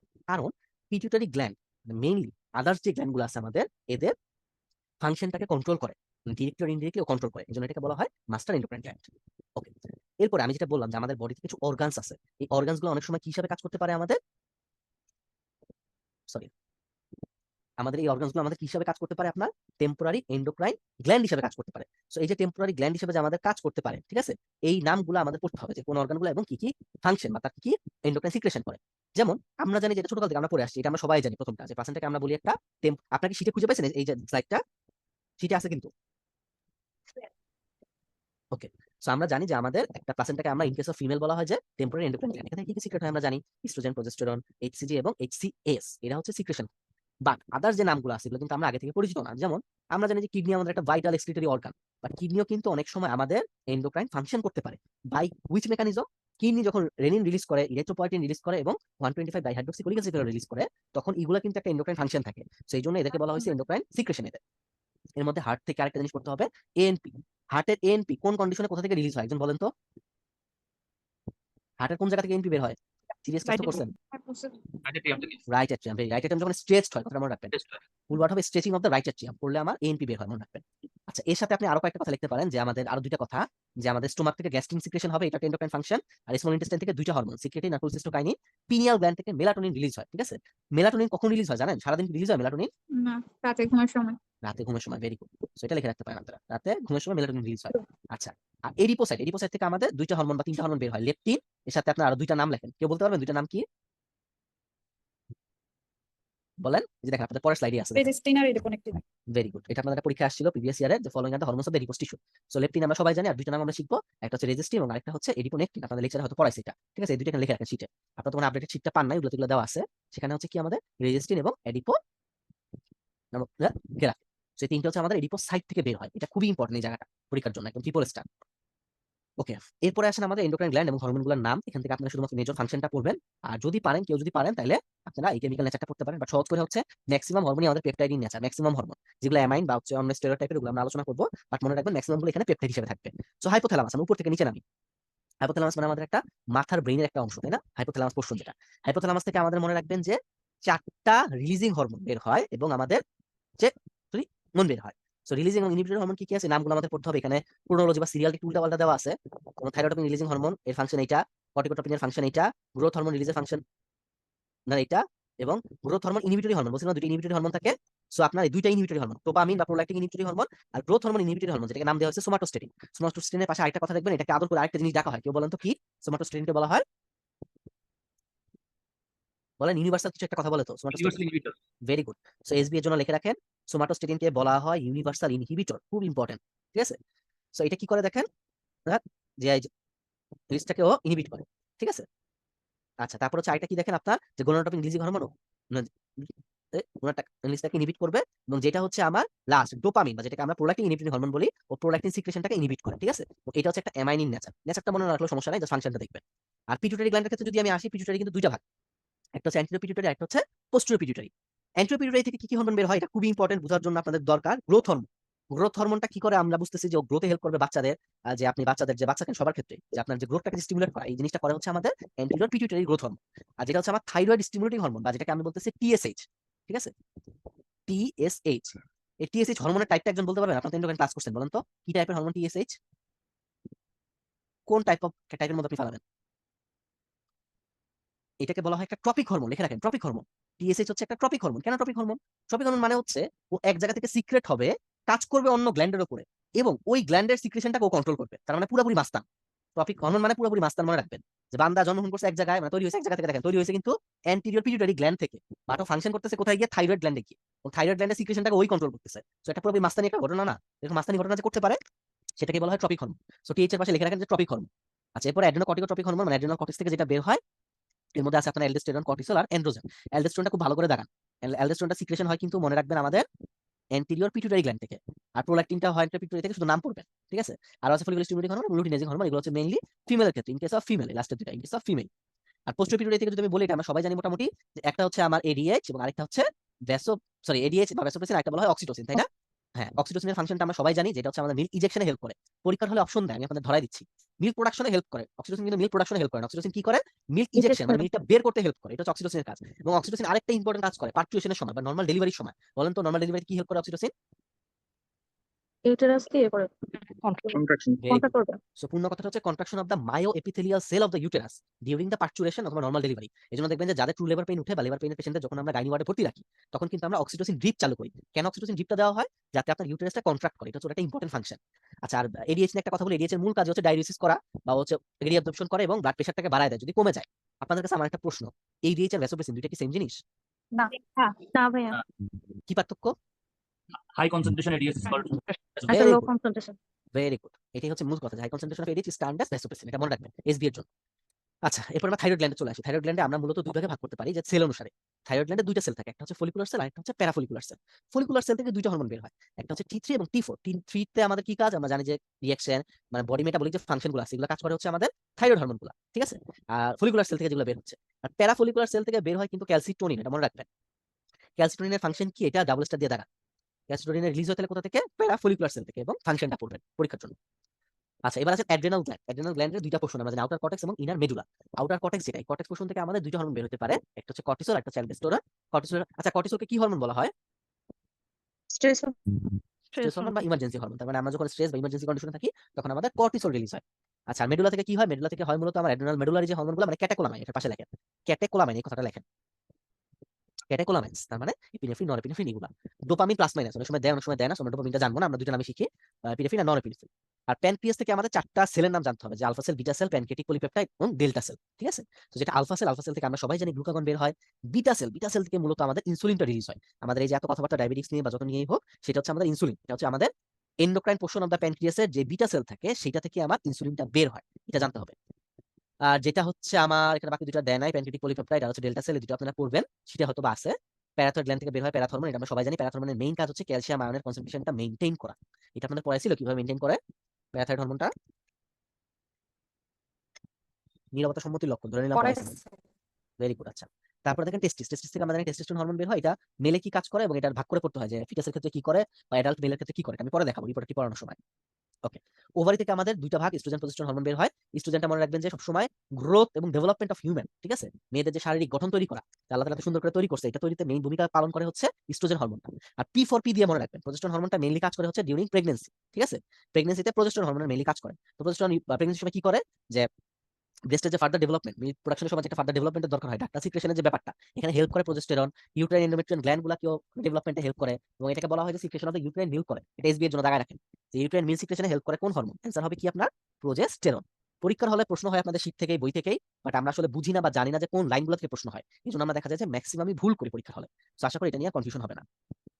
এটা একটা ছবি দেখানো হয়েছে যে বডির মেজর এন্ডোক্রাইন গ্ল্যান্ড কি কি আছে, গ্ল্যান্ডগুলো থেকে কি কি সিক্রেশন হয়েছে। এটা আপনারা চাইলে ছবি তুলতে পারেন, বা অতটা ইম্পর্টেন্ট না, এটা আমরা যদি পড়বো। প্রথম একটা ছবি তো আমি দেখাইছিলাম। আচ্ছা, এখন আসেন, কিছু কথা আছে। পুরা ক্লাসটা আপনাদের এন্ডোক্রাইন আমি যদি পড়ায় যাই, লাস্টে যদি স্লাইডগুলো দেখাই, কি ঝামেলা হবে জানেন? আপনারা ক্লাসটা করতে করতে লাস্টে ক্লান্ত হয়ে যাবেন, শেষের কথাগুলো মনোযোগ দিয়ে শুনবেন না। তো যেই পয়েন্টগুলো থেকে পরীক্ষার ডিপ্লোমাতে প্রশ্ন আসে, আমি ওই পয়েন্টগুলোকে সামনে নিয়ে আসি বা সামনে তুলে ধরছি, ঠিক আছে। তো এই কথাগুলো একটু ভালো করে স্ক্রিনশট নেন আপনারা।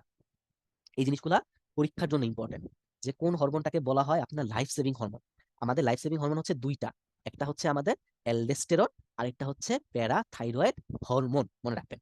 আর ইমার্জেন্সি হরমোন অথবা স্ট্রেস হরমোন যদি বলে, যেটা আমি আগেও বললাম, সেটা নাম হচ্ছে কর্টিসল।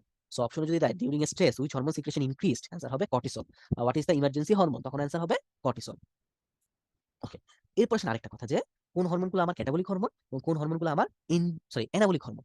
ক্যাটাবলিক হরমোন মানে যে হরমোনগুলো আমার এখানে লিখে রাখেন পজিটিভ নাইট্রোজেন ব্যালেন্স করে, এই কথাটা লেখেন, পজিটিভ N2 ব্যালেন্স করে যারা, ঠিক আছে, পজিটিভ নাইট্রোজেন ব্যালেন্স মেইনটেইন করবে যারা, তাদেরকে আমরা বলবো ক্যাটাবলিক হরমোন, মানে ক্যাটাবলিজমে হেল্প করবে, ঠিক আছে। আর অ্যানাবলিজম মানে হচ্ছে জেনেসিস করা বা তৈরি করা। সো অ্যানাবলিক হরমোনটা কি করে, ওরা নেগেটিভ নাইট্রোজেন ব্যালেন্স মেইনটেইন করে। পরীক্ষায় অনেকবার প্রশ্ন আসছে যে what are the hormone maintaining negative nitrogen balance, সবাই হাক করে থাকে, মনে হয় যে এটা অনেক ডিপ কোশ্চেন হয়েছে, বাট কোশ্চেনটা খুবই সহজ, তাদের জানতে হবে যে যত অ্যানাবলিক হরমোনগুলো আছে সবগুলোই আমার কি করে, আপনার নেগেটিভ নাইট্রোজেন ব্যালেন্স মেইনটেইন করে। এখানে একটা ইম্পর্টেন্ট পয়েন্ট আছে, সেটা হচ্ছে growth hormone anabolic hormone, it's okay, insulin একটা anabolic hormone, okay, but steroid হরমোনের ক্ষেত্রে সব steroid hormone anabolic hormone, exception is in the cortisol. Cortisol দেখেন আমরা অলরেডি কিন্তু লিখে রাখছি যে cortisol is a catabolic hormone. So একমাত্র কর্টিসল ছাড়া অন্য যত স্টেরয়েড হরমোন আছে, সেটা testosterone, estrogen, progesterone, whatever it is, সব স্টেরয়েড হরমোনগুলোই আমার অ্যানাবলিজম হরমোন এবং নেগেটিভ নাইট্রোজেন ব্যালেন্স মেইনটেইন করবে। সো পরীক্ষার হলে খুব পেঁচায় প্রশ্নটা দেয়, আপনাদের আমি কোশ্চেনটা করলাম, কোন হরমোনটা, ঠিক আছে, কোন স্টেরয়েডাল হরমোনটা পজিটিভ নাইট্রোজেন ব্যালেন্স মেইনটেইন করে, অ্যান্সার কি হবে? কর্টিসল। Very good. সো এইভাবে পড়বেন আপনি, এভাবে পড়লে এসবি মিস যাবে না ইনশাআল্লাহ। আচ্ছা, এরপর আরেকটা কথা আছে যে এন্ডোক্রাইন গ্ল্যান্ডের উপরে আমি একটা কথা বলছিলাম না ক্লাসের শুরুতেই, যে একটা এন্ডোক্রাইন গ্ল্যান্ড আছে যেটাকে বলা হয় মাস্টার এন্ডোক্রাইন গ্ল্যান্ড, ওটার নাম কি ছিল? পিটুইটারি। পিটুইটারি। সো পরীক্ষার হলে প্রশ্ন আসে যে এন্ডোক্রাইন গ্ল্যান্ডটা যেহেতু বলতেছিলাম পিটুইটারিটা হচ্ছে মাস্টার এন্ডোক্রাইন গ্ল্যান্ড, তার মানে ও সবগুলো এন্ডোক্রাইন গ্ল্যান্ডের উপরে ওর ফাংশন আছে, বাট দুইজন এক্সেপশন থাকে যে দুইটার উপরে পিটুইটারি কোনো এফেক্ট করতে পারে না, ওদের উপর কোনো প্রভাব বিস্তার করতে পারে না। সেই দুইটা কোনটা? অ্যাড্রেনাল মেডুলা এবং আইলেটস অফ ল্যাঙ্গারহ্যান্স। তার মানে অ্যাড্রেনাল মেডুলা থেকে যে হরমোনগুলো বের হবে, অ্যাড্রেনাল মেডুলা থেকে কোন হরমোনগুলো বের হয়? ক্যাটেকোলামাইন্স। Very good. তার মানে এপিনেফ্রিন, নরএপিনেফ্রিন। এবং প্যানক্রিয়াস থেকে যেটা আমাদের ইনসুলিন হচ্ছে, এর উপরে কোনো পিটুইটারি কন্ট্রোল নাই। সো এটা ইনফিনিটি স্টার, এই লাইনটা আপনারা কি বুঝছেন? আমি আবার বুঝাবো, বলেন। আমি একদম পরীক্ষা ওরিয়েন্টেড পড়াইতেছি, পরীক্ষাতে যেগুলো আসে যেভাবে কোশ্চেন হয় ওইভাবে পড়ানোর চেষ্টা করতেছি, ঠিক আছে। তো আশা করি এটা নিয়ে আর সমস্যা নেই, একটা স্ক্রিনশট রাখতে পারেন আপনারা চাইলে। আচ্ছা, এরপর পরীক্ষা ইনভেরিবলি আরেকটা জিনিস আসে যে following which hormone maintain the circadian rhythm. তো হোয়াট ইজ সার্কেডিয়ান রিদম, এটাকে বুঝতে হবে। সার্কেডিয়ান রিদম মানে হচ্ছে চাকা দেখছেন আপনারা, গাড়ির চাকা, গাড়ির চাকা কিরকম থাকে, একটা পোর্শন উপরে একটা পোর্শন নিচে। তো যখন চাকাটা ঘুরে তখন কি হয়, নিচের পোর্শনটা উপরে চলে যায় এবং উপরে যেটা থাকে সেটা নিচের দিকে আসে, মানে চক্রাকারে ঘুরে। সার্কেডিয়ান রিদম মানে এই জিনিসটাই, আমাদের বডিতে কিছু হরমোন আছে, যে হরমোনগুলো কিছু পরিমাণ সকালে রিলিজ হয় এবং কিছু হরমোন আমাদের ঘুমের সময় রিলিজ হয়, মানে ওরা কখনো একসাথে রিলিজ হবে না, এটা হচ্ছে মুদ্রা কথা। চাকা যেরকম ঘুরার সময় উপর আর নিচ কখনো একসাথে টাচ করতে পারে না, একইভাবে আমাদের বডি কিছু হরমোন আছে যারা আপনার সার্কেডিয়ান একটা রিদম মেইনটেইন করে। এই ধরনের দুটো হরমোনের নাম হচ্ছে একটা কর্টিসল, আরেকটা হচ্ছে আমাদের মেলাটোনিন। আমি বলছিলাম কর্টিসলটা রিলিজ হয় দিনের বেলা, কারণ কি, দিনের বেলা আমরা বিভিন্ন কাজকর্ম করি, আমরা অনেক স্ট্রেসের মধ্যে থাকি, আমরা অনেক ইমার্জেন্সি কন্ডিশনের ভিতর দিয়ে যাই, সো তখন আমাদের বেশি পরিমাণে কর্টিসল রিলিজ হয়, রাশ অফ ব্লাড হয়। কিন্তু যখন আমরা ঘুমে থাকি বা যখন আমরা রেস্ট নেই, তখন কি আমাদের কোনো স্ট্রেস থাকে? ইউজুয়ালি থাকে না, কিন্তু বডি একটা রেস্টিং কন্ডিশনে থাকে। সো যখন বডি রেস্টিং থাকে তখন আমাদের মেলাটোনিন সিক্রেশন হয়। সো এটা আমাদের সার্কেডিয়ান রিদম মেইনটেইন করে, তার মানে সকালে কর্টিসল, রাতে মেলাটোনিন, এটা সবসময় মনে রাখবেন। তো এই দুটো হরমোন আমাদের সার্কেডিয়ান রিদম মেইনটেইন করে, ওকে। আর কিছু হরমোন আছে আমাদের পালসেটাইল হরমোন বলি আমরা, সেটা কি? গ্রোথ হরমোন, এটা জিএফ না জিএইচ হবে, গ্রোথ হরমোন, কর্টিসল এবং থাইরক্সিন, এই তিনটা হরমোনকে বলা হয় পালসেটাইল হরমোন, মনে রাখবেন। আর পরীক্ষার হলে যদি এসবিএ দেয় যে what is the essential gland, আপনাদের ম্যাক্সিমাম ভুল করেন কোথায় জানেন? আমি জানি না কেন, অ্যাড্রেনাল গ্ল্যান্ডের ট্রু দাগান, but adrenal gland essential gland না। অ্যাড্রেনাল গ্ল্যান্ড একটা ইম্পর্টেন্ট গ্ল্যান্ড, বাট আমাদের বডির একমাত্র যদি আমি এসবি হিসাবে ধরি যে following which is the essential gland of the human body, তাহলে অ্যান্সার হবে আপনার প্যারাথাইরয়েড, যেটা আমাদের প্যারাথর্মোন রিলিজ করে। একটু দাগায় রাখেন সবাই, এসবি নিয়ে রাখেন, ছবি তুলে, ওকে। আমি যেটা একটু আগে বলতেছিলাম যে স্লিপের সময় কোনটা আপনার রিলিজ হয় না, স্লিপের সময় আমাদের রিলিজ বেড়ে যায়, একটা আমরা পড়ে আসছি তাই না, যে মেলাটোনিন, এটা তো আমরা জানি। আমরা তো বললাম যে আমরা যখন ঘুমাই তখন আমাদের মেলাটোনিনের সিক্রেশনটা বাড়ে। একই সাথে সাথে মনে রাখবেন যখন বডি রেস্টে থাকে তখন কিন্তু আমাদের এডিএইচ এর সিক্রেশনও বাড়ে। এডিএইচটা মূলত কি করে, ওয়াটারটাকে রিঅ্যাবজর্ব করে, আমরা তাই না জানি, ওয়াটার রিঅ্যাবজর্পশন করে, মানে ডাইউরিসিস করে। সো আপনি যখন ঘুমান তখন কি আপনার খুব বেশি মানে প্রস্রাব আসে বা প্রস্রাবের চাপ হয়? তখন কিন্তু ইউজুয়ালি হয় না, এক্সেপ্ট ডায়াবেটিক্স রোগী। আমরা কিন্তু ভালো একটা ঘুম দিতে পারি 4 ঘন্টা, 5 ঘন্টা বা 6 ঘন্টা, তখন কিন্তু ইউজুয়ালি আমাদের ইউরিনেশনের বেগ পায় না। এই বেগ যে পায় না, কারণ এডিএইচ হরমোন, কারণ ঘুমের সময় আমাদের পোস্টেরিয়র পিটুইটারি থেকে আমাদের এডিএইচ সিক্রেশনটা বাড়ে। তো এডিএইচ সিক্রেশন যখন বাড়বে তখন আমাদের কিডনি কি করবে, বেশি পরিমাণে ওয়াটারটা বডিতে রিঅ্যাবজর্পশন করতে থাকবে। তো এই জন্য ব্লাডারে ঠিক মতো আপনার ইউরিন যায় না, বেশি পরিমাণে ইউরিন যায় না, সেই জন্য আমাদের বারবার ইউরিনেশনও ধরে না। আল্লাহ কত সুন্দর ইঞ্জিনিয়ারিং, আপনি জাস্ট চিন্তা করেন। আপনি যদি মলিকুলার লেভেলে থটটা আনেন যে আল্লাহ আমাদের কত চিন্তা করে কতটা সুন্দরভাবে বানাইছে, এটা একটা খুব বড় একটা ইঞ্জিনিয়ারিং না? চিন্তা করেন যে একটা হরমোনাল সিক্রেশনটাকে আল্লাহ কন্ট্রোল ভাবে করে দিছে, যে পোস্টেরিয়র পিটুইটারি গ্ল্যান্ডটা রাতে বেশি পরিমাণে এডিএইচ সিক্রেশন করে যাতে আমাদের বেশি পরিমাণে আপনার ওয়াটার রিঅ্যাবজর্ব করতে পারে বডি, কত সুন্দর একটা জিনিস। আচ্ছা, এরপর আরেকটা জিনিস হচ্ছে কি, ঘুমের সময় আমার একটা হরমোনের সিক্রেশন বাড়ে, সেটার নাম কি, গ্রোথ হরমোন।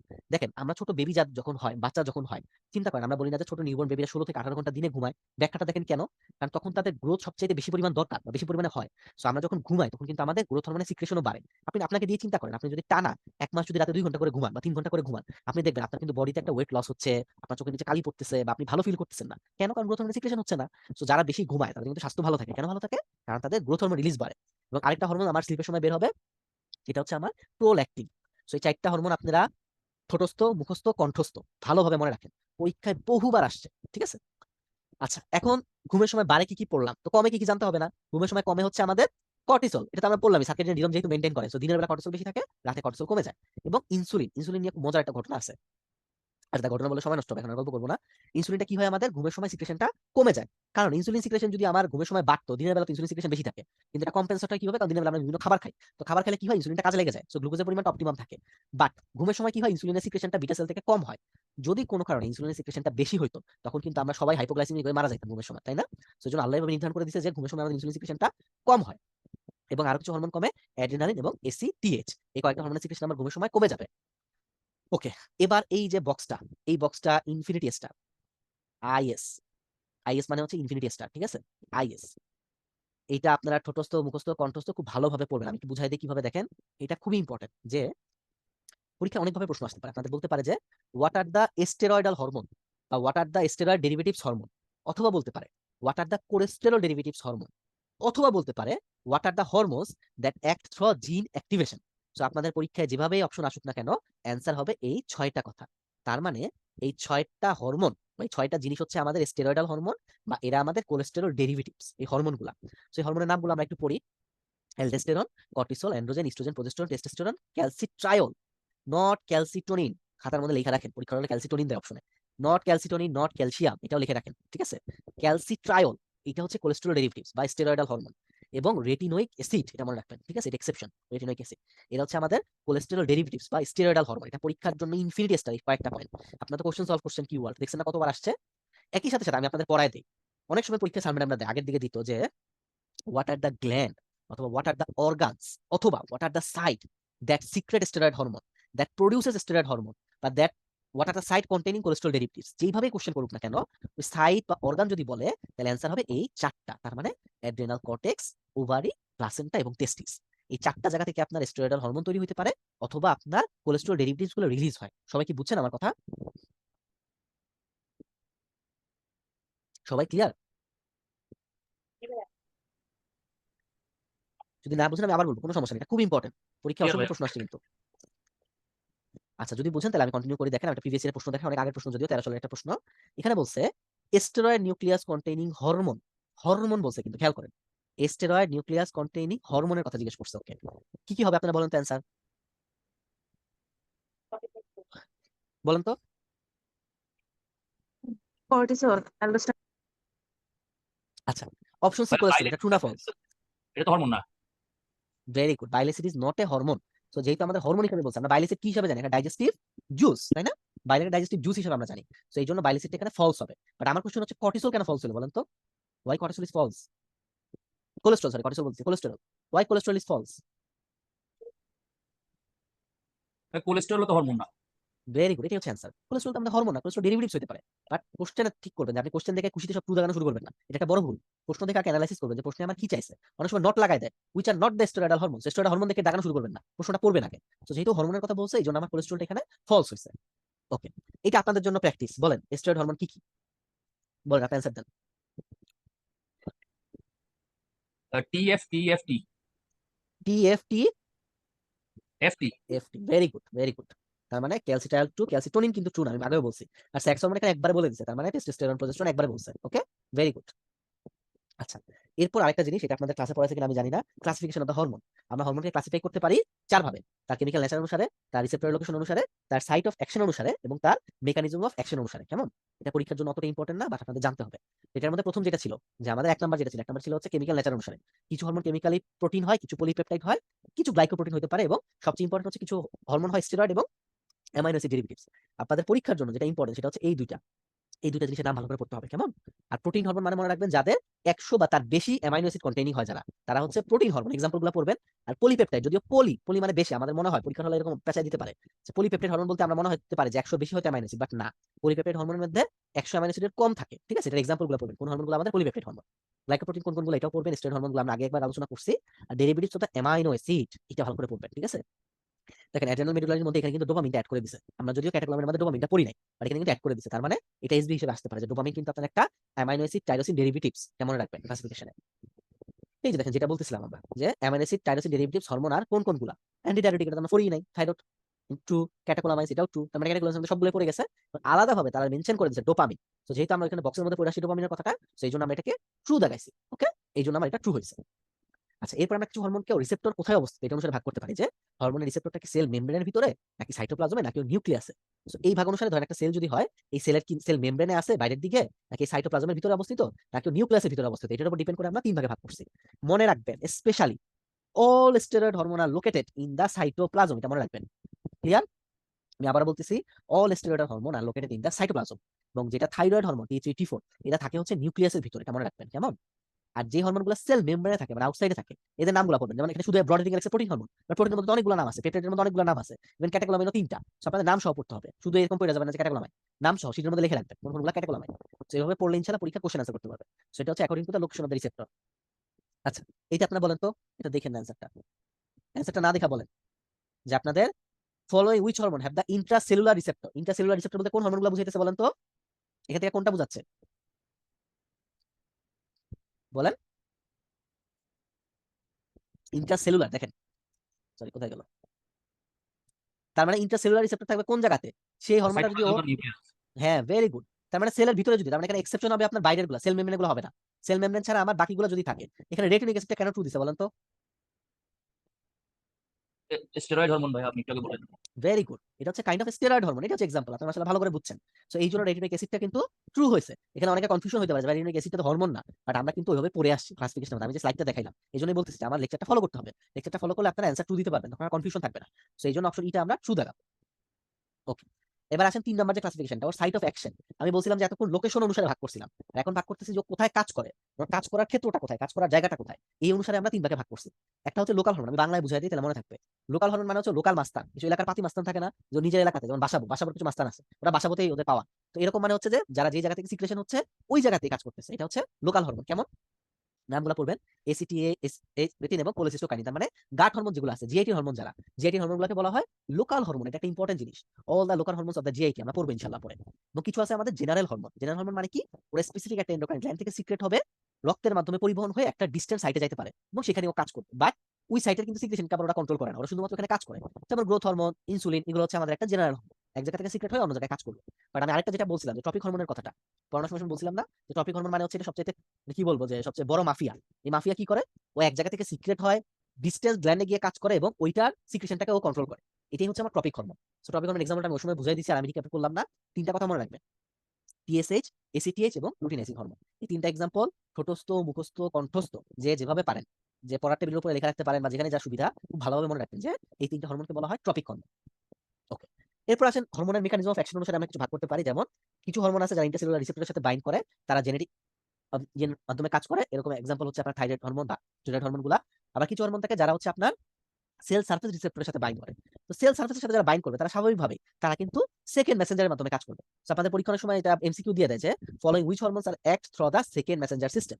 সো অ্যান্সার হবে এই কয়েকটা হরমোন, ঠিক আছে? নামের মধ্যে যে গ্লাইকোপ্রোটিন কোনগুলা, ক্যাটাকোলামিন কোনগুলা, এই নামগুলো জাস্ট, ততটা ইম্পর্টেন্ট না, বাট জানবেন।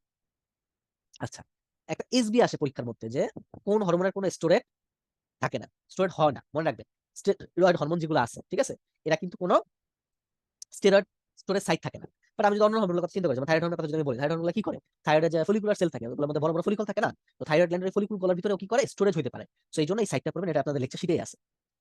আচ্ছা, এতক্ষণ আমি যা যা কথা বলছি এন্ডোক্রাইন সিস্টেমে, এতক্ষণ পর্যন্ত আমার লেকচারের এই কথাগুলোর জিস্ট কথাই হচ্ছে এই স্লাইডটা। আপনারা কেউ যদি চান এটা একটা স্ক্রিনশট রাখতে পারেন।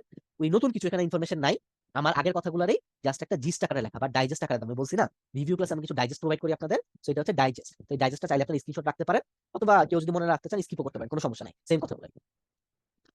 আচ্ছা, এরপর এটা আপনাদের শীটে আছে কোন কোন হরমোনগুলো সেকেন্ড মেসেজ সিস্টেম দিয়ে কাজ করে।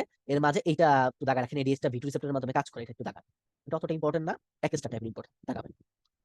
তারপরে এটা আসে পরীক্ষার হলে এমসিকিউর জন্য, যে কারা হচ্ছে অ্যাডেনাইন সাইক্লেস সিএমপি সেকেন্ড সিস্টেমের মাধ্যমে কাজ করে, জাস্ট নামগুলো পড়বেন, পরীক্ষার জন্য এক স্টার দিয়ে রাখেন এটা। এবং যেটা হচ্ছে ফসফোলাইপেজ সি সেকেন্ড, এর থেকে বেশি কোশ্চেন আসে আর কি। Phospholipase C second messenger system দিয়ে কাজ করে কারা কারা, জাস্ট নামগুলো পড়বেন, এখানে বুঝার তেমন কিছু নাই, বুঝছেন? এক্সাম্পল গুলো শুধু পড়বেন। এক্সেপশন একটা কথা আছে, যে ভ্যাসোপ্রেসিনের কথাটা। ভ্যাসোপ্রেসিনটা কি বলছে, ভি1 রিসেপ্টর যে ভাস্কুলার স্মুথ মাসলে থাকে, সেটা হচ্ছে আমাদের এই ফসফোলাইপেজ সি মেসেঞ্জার সিস্টেমে কাজ করে। যদি পরীক্ষার হলে অপশন দিয়ে দেয় ভি2 রিসেপ্টর, তাহলে কিন্তু ফলস হবে। ভি1 রিসেপ্টরের মাধ্যমে, যেটা আমার ভাস্কুলার স্মুথ মাসলে থাকে, সেটার মাধ্যমে কিন্তু আমার ফসফোলাইপেজ সি মেসেঞ্জার সিস্টেমটা কাজ করে। এটাও একটা স্ক্রিনশট দিয়ে রাখেন আপনাদের, দেখতে আছে যা কাজ করে। ওকে, একটা প্রিভিয়াস ইয়ারের কোশ্চেন দেখেন, এখান থেকে কোশ্চেন হয়েছে যে কি বলছে, hormones acting by cyclic AMP, এর মধ্যে টিএসএইচ এবং এডিএইচ এবং প্যারাথর্মোন, এটা হচ্ছে ট্রু। আচ্ছা, এতক্ষণ আমরা প্রত্যেকটা আলাদা আলাদা এজ এ হোল আমরা অর্গানগুলো পড়ছি, এখন আমরা ভিতরে চলে যাবো, যে প্রত্যেকটা গ্ল্যান্ডে চলে যাবো, যে আলাদা আলাদা কোন কোনগুলোর কাজ আছে। আমি হাইপোথ্যালামাসের সময় বলছিলাম যে হাইপোথ্যালামাসের কয়টা রিলিজিং আর কয়টা ইনহিবিটরি হরমোন আছে বলেন তো? 4টা রিলিজিং, 2টা ইনহিবিটরি। Very good. এর মধ্যে একটা ইনহিবিটরি হরমোনটা খুবই ইম্পর্টেন্ট, যেটাকে বলা হয় প্রোল্যাক্টিন ইনহিবিটরি হরমোন, যার নাম হচ্ছে ডোপামিন। এই ডোপামিনের ফাংশনটা ট্রিপল স্টার দিয়ে রাখেন, ঠিক আছে? আর নিচে লাইনটাও দাগান যে median eminence of the hypothalamus থেকে এগুলো সবগুলা সিক্রেটেড হয়, site of secretion, median eminence of the hypothalamus, এটা জানা জেনে রাখেন, এক স্টার, অত ইম্পর্টেন্ট না। আচ্ছা, এখানে হচ্ছে আমরা যে hypothalamus hypophyseal পোর্টাল সিস্টেম, যেটা কিভাবে কাজ করে, এটা আপনাদের লাগবে না, প্রত্যেকটা ক্লাসে পড়লে পড়ছেন, এটা দরকার নাই। এটা আছে। আমি ওই সময় দুইটা নাম বলছিলাম যে আপনাদের, যে পিটুইটারি গ্ল্যান্ডের কার কার উপর কন্ট্রোল থাকে না, দুইটা নাম বলছিলাম, যে অ্যাড্রেনাল মেডুলা এবং islets of Langerhans of pancreas. এর বাইরে আরো 4টা জিনিস আছে যাদের উপরে সামটাইমস পিটুইটারি কন্ট্রোল করতে পারে না। মেইনলি হচ্ছে এই দুইটা, এদের উপর কোনো কন্ট্রোল নাই, বাট সামটাইমস বাকি যে নিচের কথাগুলো আছে এদের উপর কন্ট্রোল রাখতে পারে না। এর মধ্যে কি কি আছে, একটা হচ্ছে islets of Langerhans of the pancreas, আগেই পড়ছি, অ্যাড্রেনাল মেডুলা পড়ছি, নতুন করে জানবো প্যারাথাইরয়েড, প্লাসেন্টা, পিনিয়াল এবং কিডনি, এদের উপরে কোনো কন্ট্রোল নাই পিটুইটারি। আমি এটা একটা সূত্র দিয়ে মনে রাখতাম, সূত্রটার নাম ছিল পাখি, কেউ চাইলে মনে রাখতে পারে। P for pancreas, A for adrenal medulla, এবং আরো পি আছে প্লাসেন্টা এবং প্যারাথাইরয়েড, আর কেতে হচ্ছে আপনার কিডনি, আর এই চাইটা হচ্ছে উজ্জ্ব থাকবে, এটা বোঝার জন্য পাখি, পাক দিয়ে মনে রাখতে পারেন, পাকিস্তানের পাক। এটা একটা পিটুইটারি গ্ল্যান্ড দেখানো হয়েছে, পিটুইটারি গ্ল্যান্ডের লোকেশন দেখানো হয়েছে, হাইপোথ্যালামাসের নিচে থাকতেছে কোন জায়গাতে, এটাই। তারপরে সেলগুলো দেখানো হয়েছে, এটার প্রয়োজন নাই, অত এক্সট্রা টাইপের ইম্পর্টেন্ট। হরমোন সিক্রেটরি নিজে দেখেন, এই জায়গাটা দেখেন, এই 4টা সেলের নাম পড়তে হবে আপনাদের, ঠিক আছে? এন্টেরোপিটুইটারি গ্ল্যান্ডে যে 4টা সেল থাকে, ওই বক্সের মধ্যে ছিল সোমাটোট্রপ, ল্যাক্টোট্রপ, থাইরোট্রপ, অন্যট্রপ, কোনটা থেকে কি কি হয়, পার্সেন্টেজের মধ্যে হাইয়েস্ট কোনটা, লোয়েস্ট কোনটা, এটা শুধু পড়বেন, ঠিক আছে? এই জায়গাটা। আর পোস্টেরিয়র পিটুইটারি হরমোনের অ্যাকশনটা তো আপনারা জানেনই, যে এডিএসটা কি করে, আপনার ওয়াটার রিঅ্যাবজর্পশন করে ডিস্টাল কনভলিউটেড টিউবিউলে। এবং এইটার যে প্যারেন্ট সেল, এই জায়গাটা থেকে একটু কোশ্চেনটা খেয়াল করেন, এডিএস এর প্যারেন্ট সেলটা হচ্ছে মেইনলি সুপ্রাঅপটিক নিউক্লিয়াস অফ দ্য হাইপোথ্যালামাসে থাকে, ঠিক আছে? আর প্যারাভেন্ট্রিকাল পোর্শন অফ দ্য হাইপোথ্যালামাস থাকে হচ্ছে অক্সিটোসিন, এটা জানবেন, ঠিক আছে? প্যারেন্ট সেলটা। এটা প্রিভিয়াস ইয়ারের কোশ্চেন, খুবই সহজ একটা প্রশ্ন, পিটুইটারি গ্ল্যান্ড কি সিক্রেট করে, টিএসএইচ, এসিটিএইচ এবং follicle stimulating hormone as a whole আসছে। এরপর এখানে গ্রোথ হরমোন, গ্রোথ হরমোনের আপনারা ফাংশনটা পড়বেন, দেখেন গ্রোথ হরমোনের ডিরেক্ট ফাংশনটাকে বলা হয় অ্যান্টি ইনসুলিন অ্যাকশন, এই লাইনটা দাগান আপনারা, আমি জানি না দাগাইছেন কিনা। এবং গ্রোথ হরমোনের হাফ লাইফ পড়তে হবে, যে গ্রোথ হরমোনের হাফ লাইফ হচ্ছে আমার 6 থেকে 20 মিনিট, এটা হচ্ছে গ্রোথ হরমোনের হাফ লাইফ, ঠিক আছে? এটা জানবেন। আর অ্যাকশনটা পড়বেন ডিরেক্টলি এবং ইনডিরেক্টলি, কোন কোন স্টিমুলাই গুলো আপনার গ্রোথ হরমোন সিক্রেশন করতে পারে, এটা ইনফিনিটি স্টার, এই স্লাইডটার স্ক্রিনশট নেন আপনারা, ইনফিনিটি স্টার, এটা থেকে 2022 সালের প্রশ্ন আসছে, যে what are the stimuli that increases the secretion of the growth hormone. So answer হবে আমাদের এই কয়েকটা, যে আপনি যদি এক্সারসাইজ করেন, অনেকে ফাস্টিং থাকে, এখানে করতে কি হয়, ভালো আমার গ্রোথ হরমোনটা সিক্রেশন বেড়ে যায়, এটা স্ক্রিনশট নিয়ে রাখি। আর আমরা তো বাড়া শিখলাম, কমানোটা শিখতে হবে, যে র্যাম স্লিপের ক্ষেত্রে স্লিপের দুইটা প্যাটার্ন আছে আমাদের, র্যাম স্লিপ আর non rapid eye movement sleep. Rapid eye movement যদি হয়, আচ্ছা একটা কোশ্চেন বলি, এটা জানা রাখি, পড়াইছি কিনা আমি জানি না। স্লিপের দুইটা প্যাটার্ন আছে, একটা হচ্ছে র্যাম স্লিপ আর একটা হচ্ছে এনআরইএম স্লিপ আমরা বলি, ঠিক আছে? র্যাম স্লিপ মানে হচ্ছে র্যাপিড আই মুভমেন্ট। বলেন ঘুমের প্রথম পর্যায়ে কোন স্লিপটা আসে? নন রেম স্লিপ। এই ভাইয়া ঠিক করে বলেন, ফার্স্টে চিন্তা র‍্যাম, করেন। এরপরে RAM sleep. ফার্স্টে ভাই র্যাম আসবে না, কারণ আমরা তো প্রথমে তন্দ্রা আসে, ঘুমের সময় তন্দ্রা আসে না, তন্দ্রা আসে মানে কি, আমরা চোখটা পিট করে একটু ঘুম ঘুম আসে, চোখ চোখ ভাব, র্যাপিড আই মুভমেন্ট হবে তখন, তাই না? তো যখন র্যাপিড আই মুভমেন্ট হয়, খেয়াল করে দেখেন, যারা ঘুমের ওষুধ খায়, রাতে ঘুম হয় না, ওরা কিন্তু অনেকটা ক্যাকিক টাইপের হয়ে যায়, বা গ্রোথ হরমোন সিক্রেশনটা কমে যায়। কেন কমে? কারণ দেখেন, র্যাম স্লিপ যখন হয়, মানে যাদের তন্দ্রা আসে, তন্দ্রা তন্দ্রা ভাব, তখন কিন্তু গ্রোথ হরমোনের সিক্রেশনটা কম থাকে বা কমে যায়। কিন্তু যখন মানুষ একদম বিভোর ঘুমে চলে যায়, বা যখন আমরা নন র্যাপিড আই মুভমেন্টে চলে যাই, তার মানে নন র্যাপিড আই মুভমেন্ট, চোখ মুভ করতেছে না, একদম গভীর ঘুমে আছেন আপনি, তো গভীর ঘুমে থাকা অবস্থায় কিন্তু আবার আপনার গ্রোথ হরমোনের সিক্রেশনটা বাড়বে। সো পার্থক্যটা বুঝতে পারছেন তো? ঘুমের মধ্যে দুইটা স্টেজ, কিন্তু এখানে আবার দুই ধরনের গ্রোথ হরমোন সিক্রেশন হয়। ক্লিয়ার সবার কাছে এখন? আচ্ছা, এখন একটা কোশ্চেন করি, বলেন তো, আমরা স্বপ্ন বা ড্রিম দেখি ঘুমের কোন স্টেজে? র্যাম স্লিপে। Very good. স্পেশালি আমরা যখন শেষ রাতের দিকে বা ভোরের দিকে যখন স্বপ্ন দেখি, যখন ঘুমটা ভেঙে যেতে চায়, দুঃস্বপ্ন যখন দেখে, তখন কিন্তু র্যাপিড আই মুভমেন্ট নিজের সাথে নিজে তুলনা করতে পারেন, খুব কিন্তু ছটফট ছটফট লাগতে থাকে, অনেকে কম স্বপ্ন দেখে না, পাহাড় থেকে পড়ে যেতেছে উঁচু জায়গা থেকে, তো তখন হচ্ছে আমাদের র্যাপিড আই মুভমেন্ট হয়, তখন গ্রোথ হরমোনের সিক্রেশনটা কমে যায়। আর কিছু ফ্যাক্টরগুলো পড়বেন, যেমন কর্টিসল, গ্লুকোজ, এই সেই এগুলো জাস্ট দেখবেন। এরপর এফেক্টটা পড়বেন গ্রোথ হরমোনের, কোথায় কি এফেক্ট করে, কোন মেটাবলিজমে কি এফেক্ট করে, এটা একদম সহজ, বোঝানোর কিছু নাই আপনাদের। এই বক্সটা আপনাদের একটা গ্যাননের বক্স, এটা একটা ইনফিনিটি টেস্টার বক্স, আপনাদের এখান থেকে প্রশ্ন হওয়ার সম্ভাবনা অনেক বেশি, ঠিক আছে? হ্যাঁ, সেটা গ্রোথ হরমোনের বাড়াচ্ছে এবং কোনটা কমাচ্ছে। বুদ্ধিমানরা ডিক্রিজটা পড়বে এবং ইনক্রিজটা মেথড অফ এক্সক্লুশনের মাধ্যমে বাদ দিবে। তার মানে আপনি যদি ডিক্রিজ করে কোনগুলো ভালো করে মুখস্থ করতে পারেন, তাহলে আপনি কিন্তু ইনক্রিজের গুলো আপনি ফলস হিসেবে দাগাইতে পারবেন, অথবা যদি ইনক্রিজ আসে তাহলে ডিক্রিজের গুলো তখন ফলস হিসেবে দাগাবেন। তো বুদ্ধিমানরা আপনারা বুদ্ধি করে পড়বেন, এখানে কোনো জোরাজুরি নাই, যার যে সাইডটা ভালো লাগে সেটা পড়ে নেবেন। আচ্ছা, এরপর আসেন সোমাটোমেরিন। সোমাটোমেরিন আর সোমাটোস্টেরিন কিন্তু দুইটা এক জিনিস না, ঠিক আছে? সোমাটোমেরিন মানে হচ্ছে একটা পলিপেপটাইড গ্রোথ ফ্যাক্টর, যেটা কিনা আমার লিভার থেকে মেইনলি সিক্রেটেড হয়, ঠিক আছে? এটা হচ্ছে সোমাটোমেরিন। কি কি ধরনের আছে? IGF-1 আমরা বলি, যেটা আমরা সোমাটোমেরিন সি হিসেবে চিনি, এবং IGF-11 আছে, এবং আরেকটা হচ্ছে রিল্যাক্সিন। এটার অ্যাকশনটা পড়বেন আপনারা, ডাবল স্টার দিয়ে রাখেন, প্রিন্সিপাল অ্যাকশন। ওকে, এতক্ষণ গ্রোথ হরমোন নিয়ে আমরা কথা শিখছি, এখন আমরা জানবো যে গ্রোথ হরমোনের যদি বেশি সিক্রেশন হয় বা হাইপার সিক্রেশন হয়, এই ক্ষেত্রে দুইটা ঘটনা হতে পারে। গ্রোথ হরমোনের হাইপার সিক্রেশনে আইদার তার অ্যাক্রোমেগালি হবে অথবা তার জাইগেন্টিজম হবে। এখন কখন জাইগেন্টিজম হবে, কখন অ্যাক্রোমেগালি হবে, এই দুইটা আমার কথাগুলা মানে লাস্ট কয়েকটা পয়েন্ট খুব মনোযোগ দিয়ে শুনেন। এখন এখান থেকে প্রশ্ন হয়, দেখেন, যদি আমরা তো জানি যে বোনসের কতগুলো যে ফিউশন সাইট থাকে, তাই না? যদি গ্রোথ হরমোনের সিক্রেশনটা হাইপার সিক্রেশন হয় আপনার এপিফাইসিস আর ডায়াফাইসিসের ফিউশনের আগে, তার মানে এপিফাইসিস আর ডায়াফাইসিস কত বছর বয়সে ফিউশন হয় বলেন তো? বলেন, লেকচারে পড়াইছে তো অবশ্যই। এপিফাইসিস ডায়াফাইসিস কত বছর বয়সে ফিউশন হয়? এনিওয়ান? জানি না ভাইয়া। আচ্ছা, কোনো সমস্যা নাই, লিখে রাখেন আপু। এপিফাইসিস এবং ডায়াফাইসিস আমাদের ডায়টনে দেওয়া আছে 21 বছর বয়সে ফিউশন হয়। এই জন্যই বলা হয় কেউ যদি মোটা বলছে লম্বা হতে চায়, তো যে বাচ্চাদের দৌড় ঝাঁপ হ্যাঙ্গিং করায় না, তো এগুলো 21 বছরের আগে করাতে হয়। দেখবেন যে বাইরের কান্ট্রি গুলাতে যারা বাস্কেটবল খেলে ওরা কিন্তু অনেক লম্বা হয়, কারণ ওরা ছোট কাল থেকে একটা প্র্যাকটিসের মধ্যে থাকে, লাফালাফির মধ্যে। তো কারণ কি? কারণ তখন আপনার এপিফাইসিস আর ডায়াফাইসিসটা ফিউজড হয় না, তখন একটা বড় হওয়ার সম্ভাবনা থাকে। সো আমি যেটা বলতে চাচ্ছি যে আপনার গ্রোথ হরমোনের সিক্রেশনটা যদি হাইপার হয় এবং সেটা যদি এপিফাইসিস ডায়াফাইসিস ফিউশনের আগে হয়, মানে বিফোর 21 ইয়ার্স হয়, তখন সেই কন্ডিশনটাকে আমরা বলবো জাইগেন্টিজম। আপনি এই বান্দাটার দিকে তাকান, একে দেখতে অনেকটা ইয়ং মনে হচ্ছে না? 20-21 বছরের একটা ছেলে, এবং ওর লম্বাটা দেখেন, বেচারা এতই লম্বা যে সে কিন্তু তার অন্য একটা আর্টিফিশিয়াল জিনিসে ভর দিয়ে দাঁড়াইতে হয়েছে স্ট্রেচারের উপর, তাই না? তার মানে ওর কোনো নিশ্চয়ই সমস্যা হয়েছে গ্রোথ হরমোনের সিক্রেশনে। ওর কি কি হয়েছে দেখেন, আমরা এই ছবিটা দিয়ে দেখাই, তাহলে মনে থাকবে সারা জীবন। দেখেন, জাইগেন্টিজম মুখস্থ করার প্রয়োজন নাই, একদম সহজভাবে দেখেন।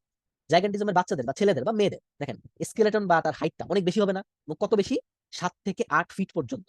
7 থেকে 8 ফিট, ইউজুয়ালি এত লম্বা মানুষ হয় না। বাংলাদেশে যদি আমি সবচেয়ে লম্বা নায়কের কথা বলি, সে মনে হয় আরিফিন শুভ, তাই না? ও খুব সম্ভবত 6'2" মনে হয়, তো অনেক লম্বা হিসেবে ধরি। তো সেই ক্ষেত্রে যারা জাইগেন্টিজম তারা 7 থেকে 8 ফিট পর্যন্ত হইতে পারে, চিন্তা করে দেখেন, বিশাল লম্বা। এবং তাদের মাসেল এবং ভিসেরা তারা এটা প্রপোর্শনালি লার্জ হয়, মানে তাদের যতটুকু পরিমাণ স্কেলেটাল গ্রোথ হচ্ছে ততটুকু পরিমাণ ভিসেরাল গ্রোথ হবে, মানে বেশি বড় হবে। তাদের হাইপার গ্লাইসেমিয়া থাকবে, মানে কি হবে? তাদের ডায়াবেটিস হবে। তাদের বিএমআর বেজাল মেটাবলিক রেটটা বেশি থাকবে, 2% অ্যাবভ দ্য নরমাল, নরমাল রেঞ্জের চাইতে 2% পরিমাণ বেশি থাকতে পারে। এবং যেই যে গ্ল্যান্ডগুলো মেটাবলিজমের সাথে যুক্ত, সেগুলোর হাইপার অ্যাক্টিভিটি দেখা যাবে তাদের ক্ষেত্রে। এবং তাদের ম্যাক্সিমামে কিন্তু আপনাদের ডিএম ডেভেলপ করে 10% বলছে। এবং তাদের ক্ষেত্রে প্যান হাইপোপিটুইটারিজম পাওয়া যায়, এই লাইনটা দেখা, তাদের ক্ষেত্রে প্যান হাইপোপিটুইটারিজম পাওয়া যায়। তো জাইগেন্টিজমের লোকদের ক্ষেত্রে কি হবে, এই কয়েকটা পয়েন্ট ভালো করে মনে রাখবেন, আশা করি ভুল হবে না। স্পেশালি এই দুইটা কথা, যে স্কেলেটাল গ্রোথটা 7 থেকে 8 ফিট হয় এবং প্রপোর্শনালি ভিসেরাও বড় হয়, এই ছবিটা দিয়ে মনে রাখবেন। এবার আসে সাবসিকুয়েন্টলি, আমরা এতক্ষণ পড়ছি আপনার জাইগেন্টিজম, সো আমাদের জানতে হবে এখন অ্যাক্রোমেগালি। অ্যাক্রোমেগালির ক্ষেত্রে কি হয়? অ্যাক্রোমেগালিও মূলত আমার যদি আপনার গ্রোথ হরমোনের হাইপার সিক্রেশন হয়, তাহলে আমার অ্যাক্রোমেগালি হতে পারে। অ্যাক্রোমেগালি কখন হবে? After the fusion of the epiphysis এবং ডায়াফাইসিস। তার মানে অ্যাক্রোমেগালির বয়স কত বছর বলেন তো? 21 বছরের পরে। Very good.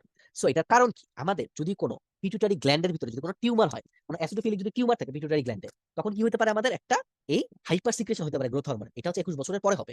সো সেটাকে বলবো আমরা তখন অ্যাক্রোমেগালি। অ্যাক্রোমেগালি বোঝার জন্য আপনারা অ্যাক্রোমেগালি জাইগোনিজম থেকে ক্লিনিক্যাল অনেক প্রশ্ন আসে। আপনারা যদি আমার কথাগুলো মনে রাখেন তাহলে ক্লিনিক্যাল সিনারিও দিয়ে দেখাতে পারবেন। দেখেন, এই লোকটার ছবিটার দিকে তাকান। এর দেখেন enlargement of the hand and feet, তার হাত এবং পা অনেক বড় হয়েছে। তার প্রক্রুশন অফ দ্য লোয়ার জ, দেখেন তার লোয়ার জটার দিকে তাকান, একটা ইউ শেপ বা ভি শেপের মতো মনে হচ্ছে না লোয়ার জটা? দেখেন চোয়ালটা, ইউজুয়ালি কি আমাদের চোয়ালটা এরকম হয়? হয় না কিন্তু। তার চোয়ালটা অনেকটা ভি বা ইউ শেপের মতো মনে হচ্ছে। এটাকে বলতেছে প্রোট্রুশন অফ দ্য লোয়ার জ। এবং বলছে প্রমিনেন্ট সুপ্রাঅরবিটাল রিজ, তার কপালটার দিকে তাকান, এটা সুপ্রাঅরবিটাল রিজিয়ন না? এই রিজটা অনেকটা বালজিং মনে হচ্ছে না, বের হয়ে গেছে। দেখেন নরমালি আমাদের কপালের দিকে তাকান, নিজের কপাল ধরে দেখেন, নিজের কপালটা কিন্তু স্বাভাবিক, বা তারটার ক্ষেত্রে মনে হচ্ছে যে স্কেলেটালটা বের হয়ে আসছে কপাল থেকে। এটাকে বলা হয় প্রমিনেন্ট সুপ্রাঅরবিটাল রিজ। এবং এই পেশেন্ট গুলো একটু কুজো হয়ে যায়, এদেরকে বলা হয় কাইফোসিস। কাইফোসিস কথার অর্থ হচ্ছে কুজো হয়ে যাওয়া। তো এই কয়েকটা ফিচার পাবো হচ্ছে আমি অ্যাক্রোমেগালির ক্ষেত্রে। আর অ্যাক্রোমেগালির পেশেন্টের কিছু সফট টিস্যু চেঞ্জ হয়, যেমন তাদের স্কিনটা মোটা হয়ে যায়। এটা আবার গন্ডারের চামড়া মনে করেন আপনারা, এটা স্কিনটা মোটা হয় আর কি নরমালি। এবং তাদের কি হয়, লোকটার দিকে যদি টাকা দেখেন, তার নাকটা অনেক মোটা, লিপসটা তার জিহ্বাগুলো অনেক মোটা মোটা হয়ে যায়, এনলার্জমেন্ট হয়। এবং এদের যে হার্ট, এটা কার্ডিওমেগালি পাওয়া যায়। So cardiomegaly is a feature of acromegaly, SB লিখে রাখেন। কার্ডিওমেগালি বা hepatomegaly is a feature of the acromegaly. আমি যে কথাগুলো বলতেছি এগুলো স্বর্ণের মতো দামি কথা, পরীক্ষার হলে কোশ্চেন পেলে বুঝবেন, ঠিক আছে? সেই লাইনটা দাঁড়ান। এবং তাদের কি হয়, ইনক্রিজ হিল প্যাড থিকনেস, মানে পায়ের যে থিকনেস এটা বেড়ে যায়। এবং তাদের ক্ষেত্রে কি হয়, ডায়াবেটিস মেলাইটাস ডেভেলপ করতে পারে এবং গ্লুকোজ ইনটলারেন্স দেখা যায়। এই কয়েকটা হচ্ছে অ্যাক্রোমেগালির পয়েন্ট। মানে আপনাদের জন্য ইনফিনিটি টেস্টটা হচ্ছে এই ডিফারেন্সটা, যে আপনার অ্যাক্রোমেগালি এবং জাইগেন্টিজম আপনি ক্লিনিক্যালি কিভাবে বুঝবেন, এই পার্থক্যটা খুব ভালো করে পড়বেন, একদম ইম্পর্টেন্ট। আমি এতক্ষণ যে কথাগুলো বলছি এই কথাটাই। বাট 6 নাম্বার কথাটা খেয়াল করেন। তো 6 নাম্বার কথায় বলছে ভিসেরোমেগালি। আমি যেটা বলতেছিলাম অ্যাক্রোমেগালি পেশেন্টদের ক্ষেত্রে আপনার কার্ডিওমেগালি, হেপাটোমেগালি এই জিনিসগুলো পাওয়া যায়। বাট জাইগান্টিজমের ক্ষেত্রে যেই অর্গান বা যেই গ্ল্যান্ড গুলা শুধুমাত্র মেটাবলিজমের সাথে যুক্ত তাদেরই ইনলার্জমেন্ট হবে। এই লাইনটা মনে রাখেন। আরেকটা কথা, জাইগান্টিজমের পেশেন্টটা অনেক লম্বা হয়। অনেক বলতে অনেক, যেমন আমি ছবি দেখাইছি না আপনাদের, 7 থেকে 8 ফিট পর্যন্ত লম্বা হতে পারে জাইগান্টিজমে। আর অ্যাক্রোমেগালি পেশেন্টটা কি হয়, লম্বা হয় না, ওদের অন্য জিনিসগুলো বাড়ে, হাত পা মোটা হয়ে যায়, ওদের লোয়ার জ মোটা হয়, থিকনেস বাড়ে, কিন্তু হাইটে ওরা লম্বা বেশি হয় না। তো আপনি ক্লিনিক্যালি দেখে কিন্তু বুঝতে পারবেন। এমআরসিপি তে কোশ্চেন আসে, এমআরসিপি তে এই ধরনের কোশ্চেন গুলো দেয়, ছবি দিয়ে দেয়। সো এমআরসিপি ছবিটি আপনাদেরকে দেখাইলাম যে হাইটটা আপনার বাড়ে না অ্যাক্রোমেগালিতে, আর জাইগান্টিজমে বাড়ে। ওকে, সবাই এতটুকু পর্যন্ত বুঝতে পারছেন? আবার কোনো কনফিউশন আছে কথাতে? আচ্ছা, এরপরে আমরা দেখি কি পোস্টিরিয়র পিটুইটারি। পোস্টিরিয়র পিটুইটারি থেকে আমরা জানি যে দুটো হরমোন বের হয়। এর মধ্যে সেল দিয়ে যদি আমি চিন্তা করি যে,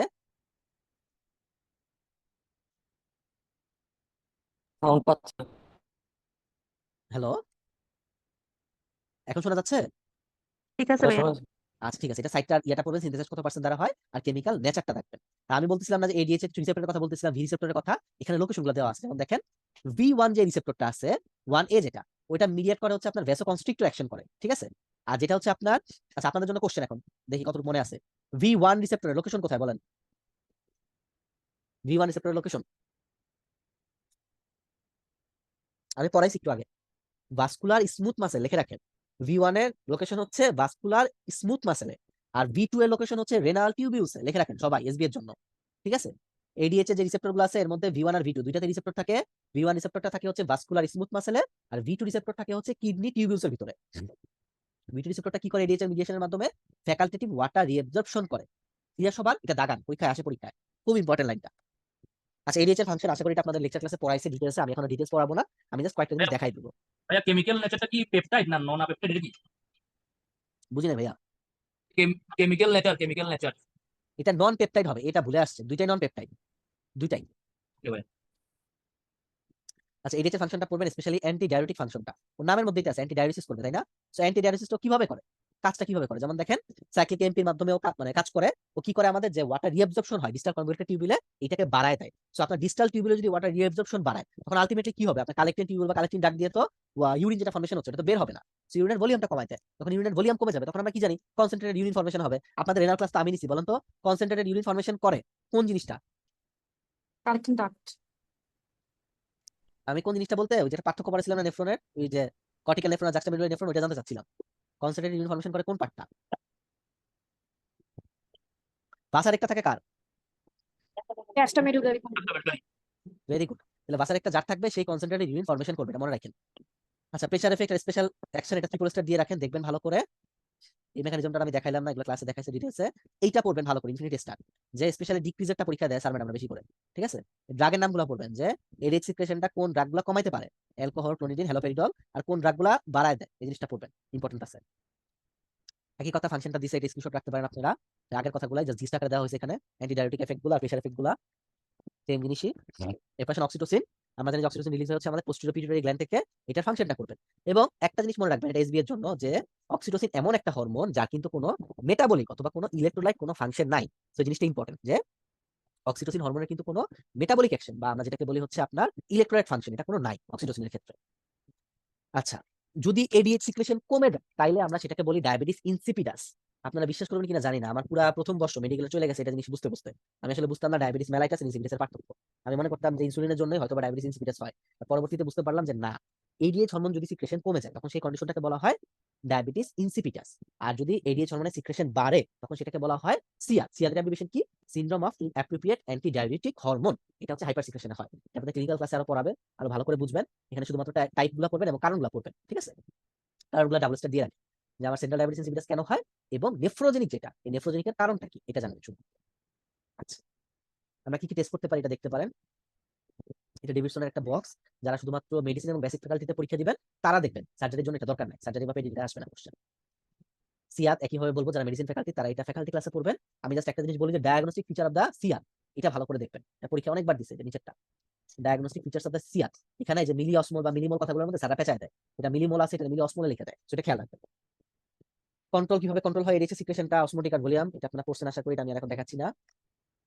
আর এই স্লাইডটা আপনারা একদম দয়া করে আপনারা মনে রাখবেন, যে পরীক্ষার জন্য এটা ইনফিনিটি স্টার, এটা কি বলছে, প্লাজমা অসমোলারিটি কারা কারা মেইনটেইন করে?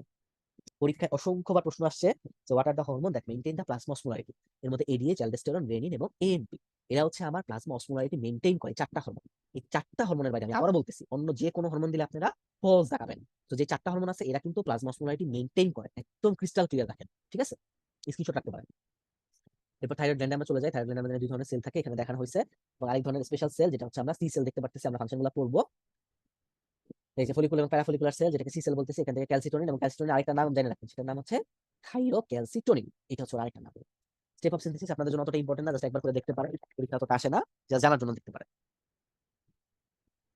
আচ্ছা, ডিফারেন্সটা পড়তে হবে যে আপনার টি3 আর টি4 এর কি ডিফারেন্স। মনে রাখবেন যে মোর পোটেন্ট, পোটেন্ট মানে যে কাজে বেশি লাগে, যার কাজে বেশি লাগে তারে কিন্তু আমি অ্যাকশনটা হচ্ছে প্রলং হয়, এটা মনে রাখবেন। ওকে, সো যার হচ্ছে আপনার, যেমন আমি টি4 এর কথা যদি বলি, টি4 এর ডিউরেশন অফ অ্যাকশনটা হচ্ছে প্রলং, ঠিক আছে? প্রলং অ্যাকশন হয় টি4 এর, বা টি4 এর দেখেন পটেন্সি কিন্তু কম, তার মানে ওর যেহেতু পটেন্সি কম, সো ওর অ্যাকশনটা অনেকক্ষণ ধরে হবে, মানে অ্যাকশনটা প্রলং হবে। কিন্তু যার অ্যাকশন প্রলং হয় তার অনসেটটা স্লো হয়, সেজন্য বলা হয়েছে অনসেট অফ অ্যাকশনটা হচ্ছে আপনার থাইরক্সিনের ক্ষেত্রে স্লো। আর একইভাবে যার পটেন্সি কম থাকবে তার কিন্তু রিসেপ্টরের প্রতি অ্যাফিনিটিও কম থাকবে। এবং প্লাজমা হাফ লাইফের ক্ষেত্রে যেহেতু ডিউরেশন অফ অ্যাকশনটা বেশি, ও প্লাজমা হাফ লাইফটাও এই জন্য বেশি, 6.5 ডেজ, মানে প্রায় 7 দিন পর্যন্ত এটা কাজ করতে পারে। প্লাজমা হাফ লাইফ হচ্ছে প্রায় 7 দিন। আর টি3 যেটা, টি3 ক্ষেত্রে কি বলছি আমরা, প্লাজমা হাফ লাইফটা হবে ওর 1.5 ডেজ বা 1.5 দিন। অ্যাকশনটা একবার দেখবেন, ওয়ান স্টার টাইপের ইম্পর্টেন্ট, অতটা ইম্পর্টেন্ট না। এটা জ্ঞান থেকে আপনাদের লেকচার শিটেই আছে যে কোন অর্গানের উপরে কি এফেক্ট গুলো করে, এটা একবার করে দেখবেন। আচ্ছা, এখন আপনাদের কাছে আমার প্রশ্ন, what is primary hyperthyroidism, what is secondary, আর হোয়াট ইজ সাবক্লিনিক্যাল হাইপারথাইরয়েডিজম? আপনারা অ্যানসার দেন। যে ভাইয়া আপু মোট টোটাল হচ্ছে এখানে কতজন আছেন? 10-11 জনের মতো আছেন, তাদেরকে আমার ধন্যবাদ। আপনারা দীর্ঘ সময় ধরে আসেন, ক্লাস করতেছেন। আপনারা বলেন প্রাইমারি হাইপারথাইরয়েডিজম বলতে কি বুঝছেন, সেকেন্ডারি কি, আর সাবক্লিনিক্যাল কি? প্রাইমারি হচ্ছে গ্ল্যান্ডের সমস্যা থাকবে, আর সেকেন্ডারি সেকেন্ডারি হচ্ছে মানে গ্ল্যান্ড ছাড়া অন্য কোথাও হলে তখন অন্য কোনো কারণে, তাই না? হুম। আচ্ছা, প্রাইমারি হাইপারথাইরয়েডিজম হরমোনগুলোর কোনটা সিক্রেশন কিরকম হবে? আর টি3 টি4 দুইটাই বাড়বে, আর টিএসএইচ? টিএসএস কমবে। Very good. সেকেন্ডারি হাইপারথাইরয়েডিজমে কি হবে বলেন? তাহলে টিএসএসও বাড়বে, টি3 টি4 বাড়বে। Very good. সো আপনারা লিখে রাখেন, সেকেন্ডারি হাইপারথাইরয়েডিজমে টি3, টি4 এবং টিএসএইচ এই তিনটা ইনক্রিজ থাকবে, এই কথাটা ইম্পর্টেন্ট, এটা লেখেন। সেকেন্ডারি হাইপারথাইরয়েডিজম আমরা যেহেতু বুঝতেছি অন্য কোনো কারণে হচ্ছে, মানে থাইরয়েড গ্ল্যান্ডের সমস্যা না, সমস্যাটা অন্য কোথাও, ওই সমস্যার কারণে আমার থাইরয়েড হরমোনগুলো সিক্রেশন বাড়ছে। তো এই জন্য হবে কি, থাইরয়েড স্টিমুলেটিং যে হরমোনটা টিএসএইচ, ওর সিক্রেশনও বেড়ে যাবে। সো তিনটা হরমোনের সিক্রেশনই বাড়বে আমাদের সেকেন্ডারি হাইপারথাইরয়েডিজমে।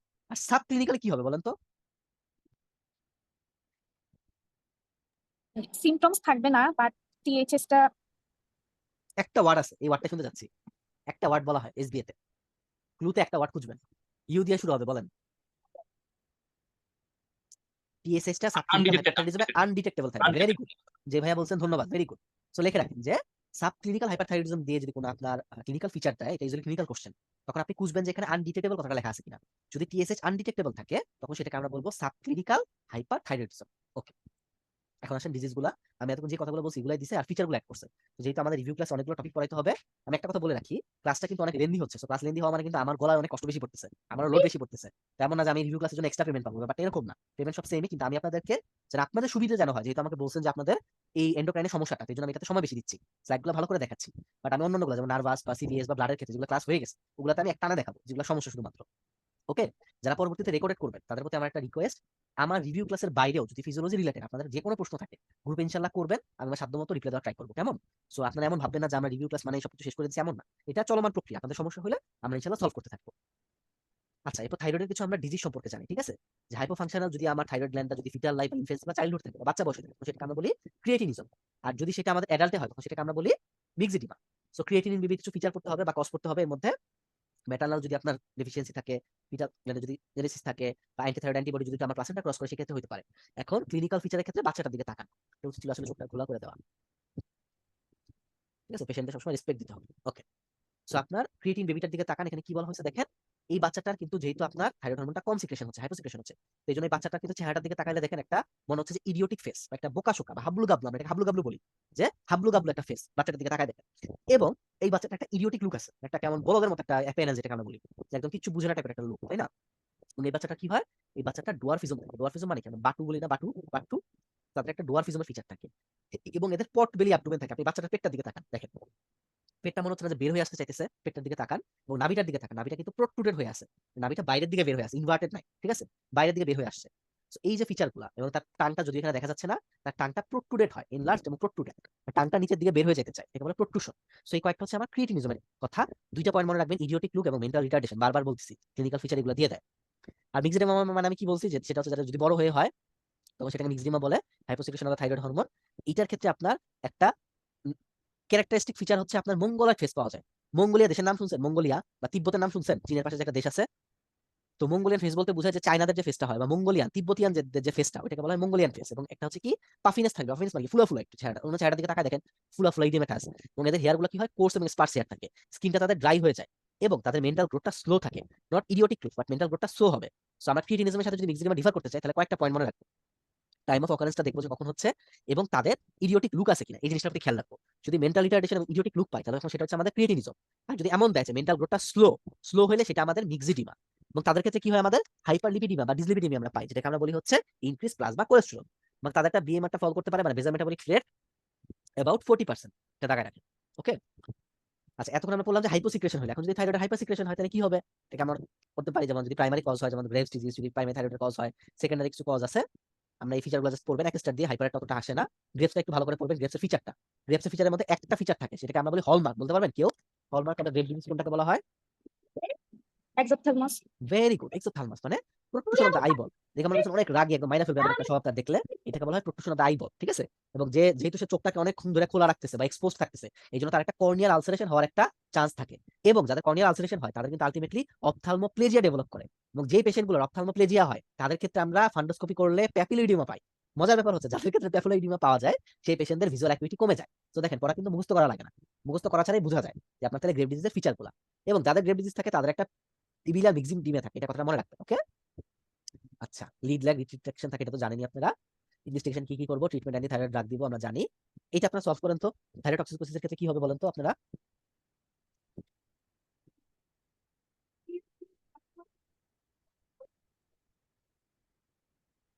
অপশন এ বি এখানে ট্রু, সিটা শুধুমাত্র ফলস। কারণ ডিকক্সিন হচ্ছে কিসের কিসের ড্রাগ বলেন তো আপনার? Digoxin. Heart failure. Very good, serious class করছেন আপনারা ভালো করে। সো ডিকক্সিন হচ্ছে আমাদের হার্ট ফেলিওরের ড্রাগ। তো এটা থাইরয়েডের কোনো হেল্প নাই। ডায়রিয়া, কনস্টিপেশন দুইটাই আমরা পাই, সেই জন্য বলছে যে মেবি এ ফিচার।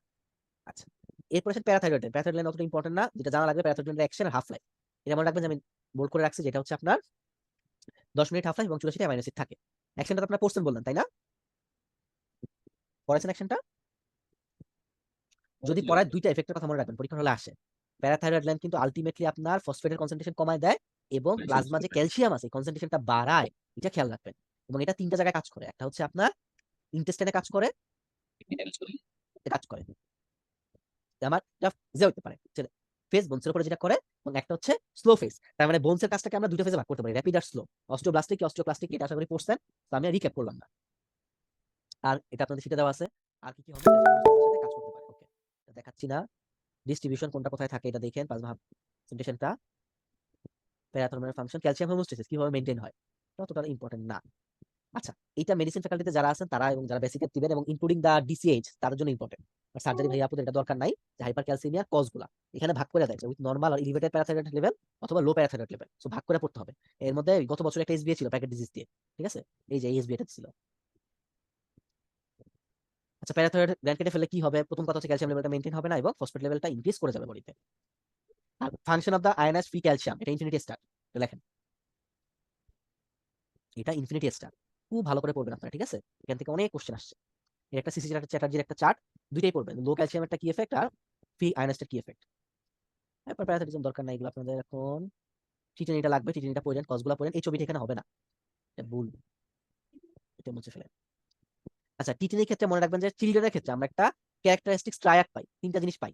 একটা কার্পোপেটাল স্পাজম থাকে, একটা স্ট্রাইডর থাকে এবং একটা হচ্ছে কনভালশন হয় তাদের ক্ষেত্রে।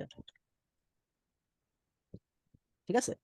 এই তিনটা জিনিস হচ্ছে আমাদের টিটেনির ফিচার হিসেবে প্রায় চাইল্ডহুডে আমরা এটা ক্লিনিক্যালি পড়বেন ভালো করে। আচ্ছা, ল্যাটেন্ট টিটেনি দেখার জন্য আমরা দুইটা সাইন দেখি, এটা একদম ইনফিনিটি স্টার। একটাকে বলা হয় ভস্টেক সাইন এবং একটাকে বলা হয় ক্রসওয়ার্থ সাইন। কেউ বলতে পারবেন কোন সাইনটা কি? এনিওয়ান উইলিংলি বলেন তো।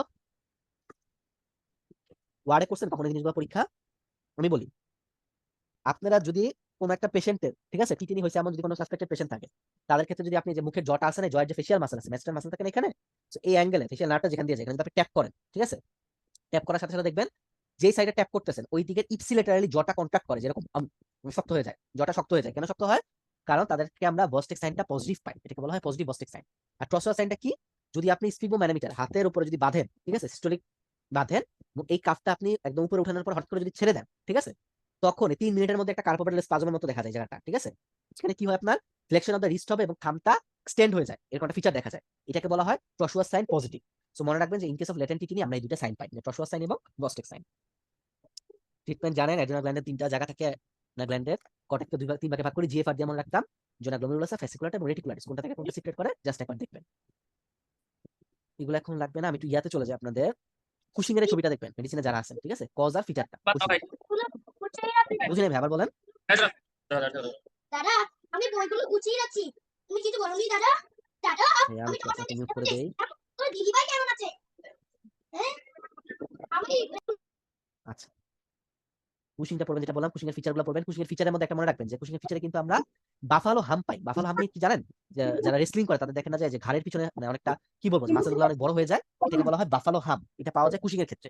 এদের ফেসটা হয় হচ্ছে মুন ফেস। আপনি এই মহিলাটার দিকে যদি তাকান চাঁদের মতো মুখ মনে হতে পারে, বাট এই চাঁদের মতো মুখটা তাদের জন্য হেল্পফুল না।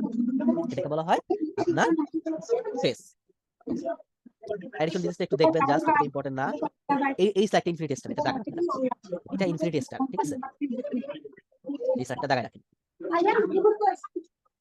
তারপর এই জিনিসটা যে কোনটা আপনার ইনসুলিন সিক্রেশন বাড়ায় এবং কোনটা ইনসুলিন সিক্রেশন কমায়, মনে রাখবেন যে ইনসুলিন কমায় কোনগুলো, ইনহিবিটর কোনগুলো। এই ইনহিবিটরগুলো আপনারা হচ্ছে ভালো করে একটু দাগায় রাখবেন, ঠিক আছে, স্পেশালি যারা সার্জারি ফ্যাকাল্টি দিবেন তাদের এই জিনিসটা আসে কিন্তু জ্ঞানের বক্সে থেকে কোশ্চেনটা, ঠিক আছে, সার্জারি ফ্যাকাল্টি যারা আছেন তারা ভালো করে এটা দাগাবেন। গ্লুকাগনটা লাগবে না, ডায়াবেটিক্সটা আমরা ইনশাআল্লাহ আপনাদেরকে ক্লিনিক্যাল ক্লাসে পড়াবো, এখন দরকার নাই আপাতত। যেটা জানতে হবে HbA1c, এটার স্যালিয়েন্ট ফিচারটা, এটা ট্রিপল স্টার, এই স্লাইডটা দাগায় রাখেন। মনে রাখবেন যে আমাদের টার্গেটেড HbA1c থাকে হচ্ছে লেস দেন 6.1, মানে 6.1 এর কম হচ্ছে আমাদের টার্গেট, আমাদের ডায়াবেটিক পেশেন্টের। সো আমরা যদি 6.1 এর কম পাই তাহলে বুঝবো যে তার লাস্ট 3 মাসের গ্লাইসেমিক ইন্ডেক্সটা ভালো আছে পেশেন্টের ক্ষেত্রে। আর 6.1 এর যদি বেশি হয়ে যায় তখন আমরা সেটাকে বলি যে ব্যাড, 3 মাসে আপনার ভালো কন্ট্রোলে নাই। রেঞ্জে যদি বলে তখন বলা হয় 5 থেকে 6.5 পর্যন্ত। সো এটা স্যালিয়েন্ট ফিচারটা একটু পড়বেন। আর এটা একটা ইনফিনিটি স্টার বক্স, যে টাইপ 1 আর টাইপ 2 পার্থক্যটা খুব ভালো করে পড়বেন। টাইপ 2 টা মনে রাখবেন যে আমাদের যখন বয়স হয়ে যায় বা এল্ডারলি এজে যায় তখন মোটামুটি বেশি হয়, কেমন। আর কমপ্লিকেশনটা শুধুমাত্র মেডিসিন ফ্যাকাল্টিদের জন্য। আপনারা স্পেশালি মাইক্রোভাস্কুলার কি হয় এটা ভাগ করে পড়বেন। মাইক্রোভাস্কুলারটা আমরা সবাই জানি ছোটবেলার পড়া, বাট মাইক্রোভাস্কুলার কি হয় জিনিসটা ভালো করে দেখবেন। এটা একটা ইনফিনিটি স্টার বক্স, যে ইনসিপিটাসের সাথে কেন হয়, জেডিএইচ কম হলে আপনার হচ্ছে ডায়াবেটিস ইনসিপিটাস, আর ইনসুলিনের যদি আপনার ল্যাক হয় অথবা ইনসুলিন সেনসিটিভিটি যদি চেঞ্জ হয় তখন সেটা হচ্ছে আমাদের ডায়াবেটিস মেলাইটাস। আচ্ছা, এরপর আমরা চলে যাই যে রিপ্রোডাক্টিভ সিস্টেম, ঠিক আছে। রিপ্রোডাক্টিভ থেকে কত প্রশ্ন আসে না, যতটুকু রিভিউর জন্য দরকার ততটুকু বলবো আমি। আমাদের primary sex organ in case of মেলের ক্ষেত্রে আমরা বলি টেস্টিস, এটার বাইরে আর কোনো কথা নাই, testis is the single best answer. এবং কিছু থাকে আমাদের অ্যাক্সেসরি সেক্স অর্গান, এই নামগুলো শুধু পড়বেন। এবং সেক্স হরমোন এটার আপনার স্টোরেজ এবং কাজগুলো পড়তে হবে, কেমন। এই লেড এক্সিল থেকে আমাদের জানি যে টেস্টোস্টেরন বের হয় এবং সার্টোরি সেল থেকে কি কি বের হয় এই নামগুলো পড়বেন সার্টোরি সেলের, ঠিক আছে। Inhibin, Mullerian inhibiting substance, androgen binding protein আর হচ্ছে ইস্ট্রোজেন, এই কয়েকটা জিনিস, কেমন। আচ্ছা, টেস্টোস্টেরন ফাংশনটা দেখবেন মেলের বলছিলাম যে ভাগ করে পড়তে হবে, এটা ইনফিনিটি স্টার এই জায়গাটা। এটা আপনাদের উল্টায় দেয়, বলে যে অ্যাডাল্ট মেলের ক্ষেত্রে ফাংশন কি, ফিটাসের ক্ষেত্রে ফাংশন কি। সো আপনাদের দুইটাই ভালো করে জানতে হবে, এটা ইনফিনিটি স্টার দিয়ে দাগায় রাখেন। আর ওভারিন হরমোন 4টা আমরা জানি, ইনহিবিনটা আপনারা ভুল করেন অনেক সময়, বাট মনে রাখবেন যে inhibin is a hormone of the ovary. এই 3টা তো আমরা জানি, সাথে একটা ইনহিবিন অ্যাড করবেন। এই বক্সটা স্পেশালি যারা সার্জারি ফ্যাকাল্টি, মানে যাদের ডিজিও, যাদের স্বপ্ন, যারা হচ্ছে ডিজিওতে পরীক্ষা দিতে চান, সার্জারি ফ্যাকাল্টি আন্ডারে যারা আছে তাদের জন্য ইনফিনিটি ইনফিনিটি ইনফিনিটি স্টার, ঠিক আছে। এর মধ্যে বক্সের যে জায়গাগুলো আপনার বোল্ড করে দেওয়া, মানে কালো কালিতে দেওয়া, এই জায়গাগুলো ভালো করে পড়বেন। আপনাদের প্রায় প্রশ্ন আসে সার্জারি ফ্যাকাল্টির যে ক্লিনিক্যাল কোশ্চেন, এখানে আপনার প্রায় কোশ্চেন আসে, সো এটা ভালো করে দাগায় রাখবেন। একইভাবে প্রজেস্টেরনের ফাংশনটাও, প্রজেস্টেরনের একটা স্পেশাল জিনিস কি দেখেন, ব্রেস্টের উপরে যে অ্যাকশনটা প্রজেস্টেরনের খেয়াল করেন, ব্রেস্টের উপর অ্যাকশন এখানে বলছে stimulate the development of the lobules and the alveoli. But মনে রাখবেন প্রজেস্টেরন কিন্তু কখনো ডাক্টাল সিস্টেম ডেভেলপমেন্টে হেল্প করে না অথবা মিল্ক ইনজেকশনে হেল্প করে না, এই লাইনটা দাগায় রাখেন যে প্রজেস্টেরন শুধুমাত্র আপনার লোবিউল এবং অ্যালভিওলাই যে আছে ব্রেস্টের, এইটা ডেভেলপমেন্টে হেল্প করে। বা ডাক্টাল সিস্টেম বা সিক্রেটারি সিস্টেমে কিন্তু কোনো এটার এফেক্ট নাই। সিক্রেটারি সিস্টেমের এফেক্ট করবে কে, ওয়ান এন্ড অনলি অক্সিটোসিন, এই কথাটা মনে রাখবেন। ইনফিনিটি স্টার সার্জারি ফ্যাকাল্টির জন্য। প্লাসেন্টা আমরা জানি যে একটা টেম্পোরারি এন্ডোক্রাইন গ্ল্যান্ড, যেটা কিন্তু আমাদের হিউম্যানের ক্ষেত্রে ইন কেস অফ দ্য প্রেগন্যান্সিতে হতে পারে। এটার ফাংশনগুলো পড়বে, এটা নির্দিষ্ট করে বলা যাবে না যে কোনটা পরীক্ষা ইম্পর্টেন্ট, বাট লাস্টে যেটা আছে যে আপনার হিউম্যান কোরিওনিক গনোটোপিন, এটা বেশি ইম্পর্টেন্ট পরীক্ষায়। ল্যাক্টোজেনিক, এই লাইনগুলো দাগায় রাখেন এবং যে জায়গাগুলোতে বোল্ড করা হয়েছে এটা ভালো করে পড়বেন, কেমন। আচ্ছা, ফিমেল ব্রেস্টের উপরে কোন কোন হরমোনগুলো কাজ করে, এখানে নতুন কিছু হরমোনের নাম দেওয়া আছে। যেমন এটা যদিও গাইটনের একটা আপনার চার্ট, ইনসুলিনটা দেখলে আমরা অনেকে ফলস দাগাইতে পারি বা গ্লুকোকর্টিকয়েড দেখলে ফলস দাগাইতে পারি, বাট মনে রাখবেন ইনসুলিন এবং যেটা আমার কর্টিকয়েড, এটা কিন্তু ফিমেল ব্রেস্টের উপর অ্যাকশন আছে, সো এটা মনে রাখবেন এসবি এর জন্য। আচ্ছা, আপনাদেরকে আমি যদি বলি একটা এসবিএ যদি বলি, একটা এসপিএ যে what is the cause of the primary amenorrhoea in female, একটা অ্যান্সার বলে কি বলবেন বলেন তো? প্রাইমারি আমি জিজ্ঞেস করছি, সিঙ্গেল বেস্ট অ্যান্সার। একটা আপনার অটোজোমাল বা ইয়ার কারণে হতে পারে, জেনেটিক্সের জন্য একটা হতে পারে, বলেন তো কি কারণটা? What is the primary reason of the primary amenorrhoea অথবা main reason for primary amenorrhoea? বলেন যে ভাইয়া পুরো আসেন, অ্যান্সার করেন, ভুল হোক। টি দিয়া নাম, একটা syndrome. Turner syndrome. Very good, Turner syndrome, এটা লিখে রাখেন। Turner syndrome is the main cause of primary amenorrhoea. যেহেতু আমরা সেকেন্ডারি অ্যামিনিউরিয়া পড়তেছি, আমি এই জন্যই কথাটা বললাম যে প্রাইমারি অ্যামিনিউরিয়া হয় হচ্ছে টার্নার সিনড্রোমের জন্য, আর সেকেন্ডারি কজ তো এগুলোই পড়বেন, স্পেশালি পরীক্ষায় স্যার ম্যাডামরা পছন্দ করে আশারম্যান সিনড্রোমটা। আশারম্যান সিনড্রোমটা হচ্ছে একটা আপনার সেকেন্ডারি অ্যামিনিউরিয়ার কজ। আচ্ছা, পলিসিস্টিক ওভারিয়ান সিনড্রোম, এটাও সার্জারি ফ্যাকাল্টির জন্য ইম্পর্টেন্ট, মেডিসিন ফ্যাকাল্টি না পড়লেও হবে, ফিচারগুলো পড়বেন আপনারা। ফিচারে কি কি হয় জাস্ট একবার করে দেখবেন, ইম্পর্টেন্ট আছে সার্জারির জন্য। সো আমাদের এন্ডোক্রাইন এবং আপনার রিপ্রোডাক্টিভ থেকে এর বাইরে ইউজুয়ালি পড়ার দরকার হয় না, কেমন? আর আপনাদের কি এন্ডোক্রাইন রিলেটেড আর কোনো প্রশ্ন আছে এখানে? যদি না থাকে তাহলে আমি জিআইটি একটু শুরু করবো। কোশ্চেন আছে ভাইয়া পুরা? না ভাই, এন্ডোক্রাইনটা কি এখন একটু সহজ মনে হইতেছে? আমি যদি 1.5 ঘন্টায় পড়াই দিছি, একটু কি সহজ লাগতেছে? কঠিন লাগতেছে? কে বলেন, বুঝি নাই, কি বলছেন? আচ্ছা, এখন কি আমি জিআইটি শুরু করবো নাকি অন্য সিস্টেম ধরবো বলেন তো? কেউ যদি লং ক্লাস করতে সমস্যা হয়, ধরেন আপনার এখন খাওয়া দাওয়া করা দরকার, নামাজ পড়া দরকার, আপনি পড়ে আসতে পারেন, কোনো সমস্যা নাই, ঠিক আছে? আমরা রিভিউ ক্লাস তো, এটা রেকর্ডেড থাকবে, আপনার পরবর্তী সময় ইনশাআল্লাহ দেখতে পারবেন। আমার টার্গেট হচ্ছে আপনাদের কনসেপশন ক্লিয়ার করে দেওয়া। আমার কাছে যে কোশ্চেনগুলো আসছে বা যে টপিকগুলো আমাকে দেওয়া হয়েছে, এগুলো ক্লিয়ারের জন্য আমি কিন্তু ওগুলোতে এমফাসিস বেশি দিচ্ছি, ঠিক আছে? সো এই ক্লাস করলে ইনশাআল্লাহ আমি আশা রাখি আপনাদের পরীক্ষার মধ্যে কমন পাবেন, এতটুকু গ্যারান্টি।